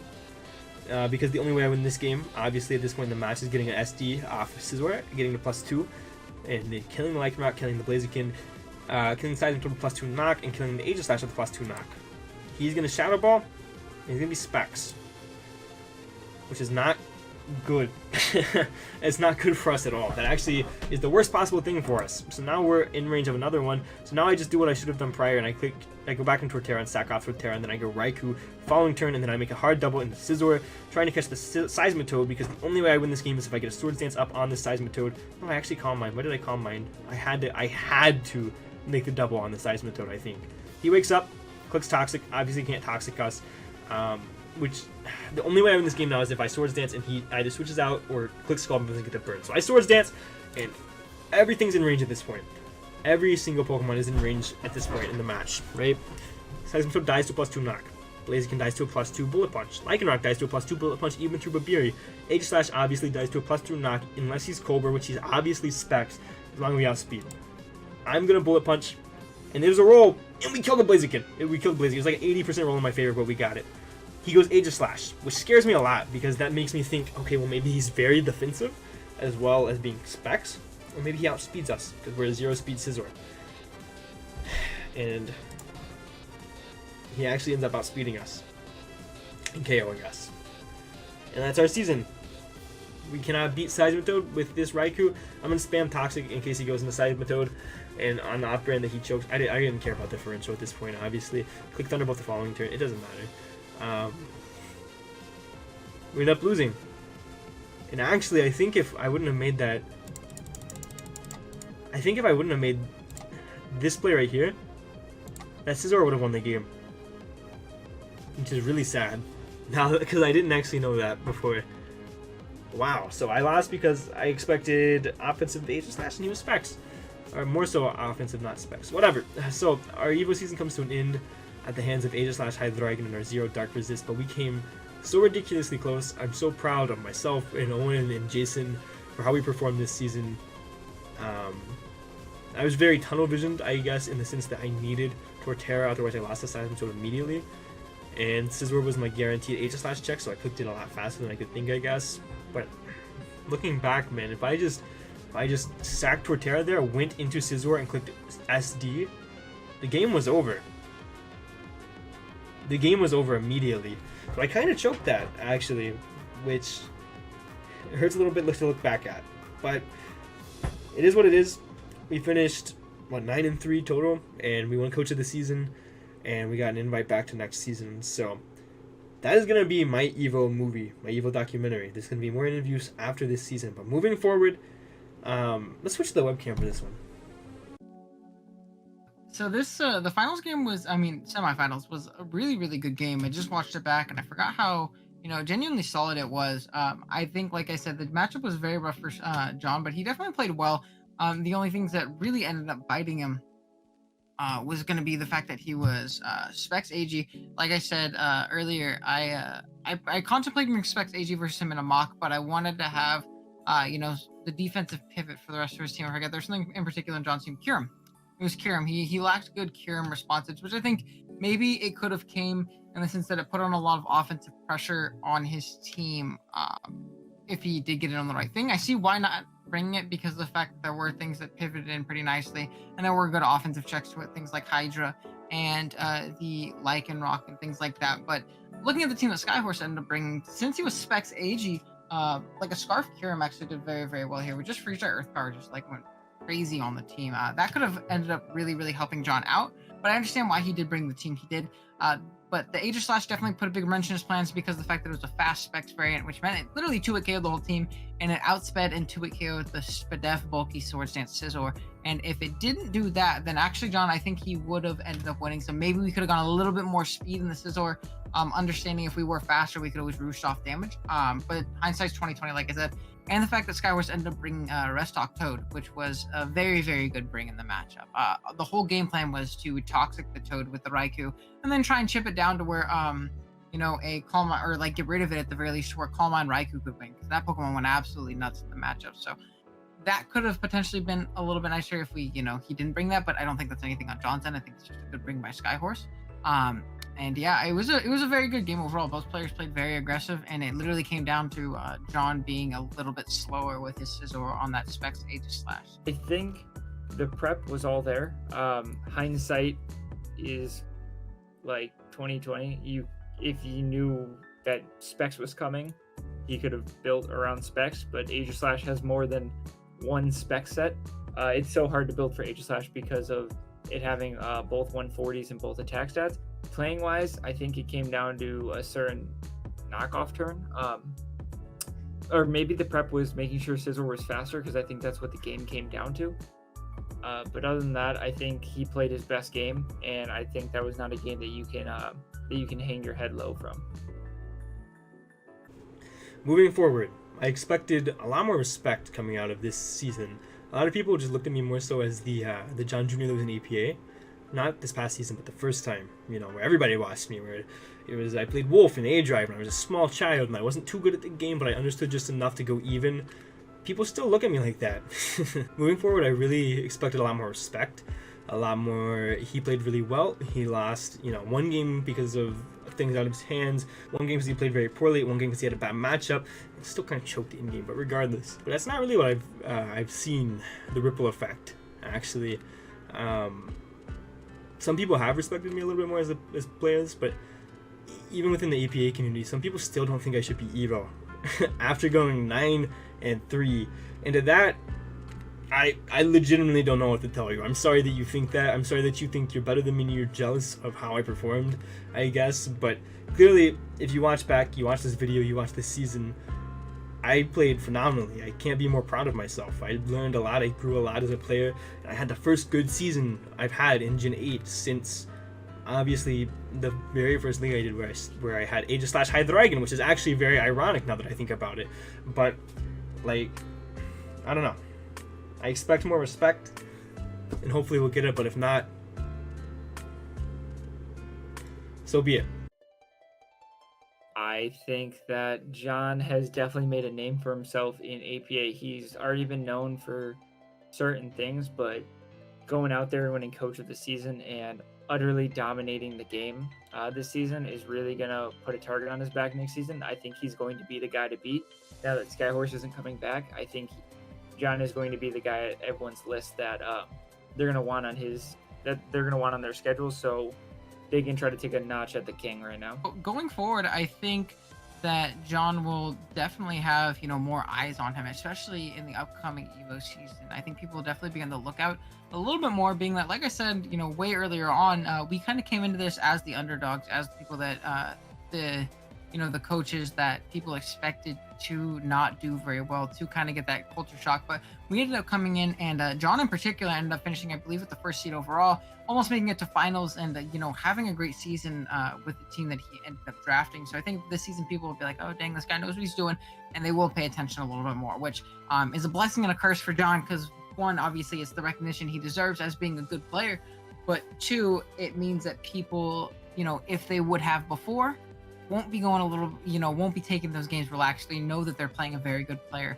and John will have to work a little bit harder, even I think this Evo season, to do well. But I think that's definitely a pretty easy task for John. I think he'll definitely do well as long as he's dedicated into grinding out like we did this season. It's honestly very hard to say that John isn't gonna be like force to be reckoned with after the season. Like showing all of his skills, making semifinal, outputting a phenomenal performance. I literally don't see how anybody can undervalue him at this point. When you see John on your schedule, you're probably going to be thinking, damn, this is not going to be an easy game. Yes, I think this Evo season would 100% improved your name out there, because before then, a lot of people, I know you, a lot of people didn't really know you. A lot of people knew you as that guy that made an APA, and he was pretty good, but he was nothing special. But my guy came out of nowhere, out of left field, pulled up with a top seed Evo run, semifinalist. People are definitely gonna start respecting John Jr. in the game now. So that is gonna be our APA Season 3 Evolution season. Thank you guys so much for watching this documentary. I worked so hard on this to get this out on the 22nd, 23rd for you guys, depending on what day, how long it takes to render, how long it takes to upload, things like that. I worked super hard for it. A lot of edits, a lot of graphics. I know there were a few graphical errors, and I apologize, but it would mean the world to me if you would not only like this video, but also share it with a friend who maybe wants to learn something about Pokemon. Thank you guys not only for coming with me to this journey through APA Evolution, but through my growth as a player and as a person. I really appreciate every single one of you. Thank you guys so much for watching this video. And for now, guys, this has been John Jr. signing off.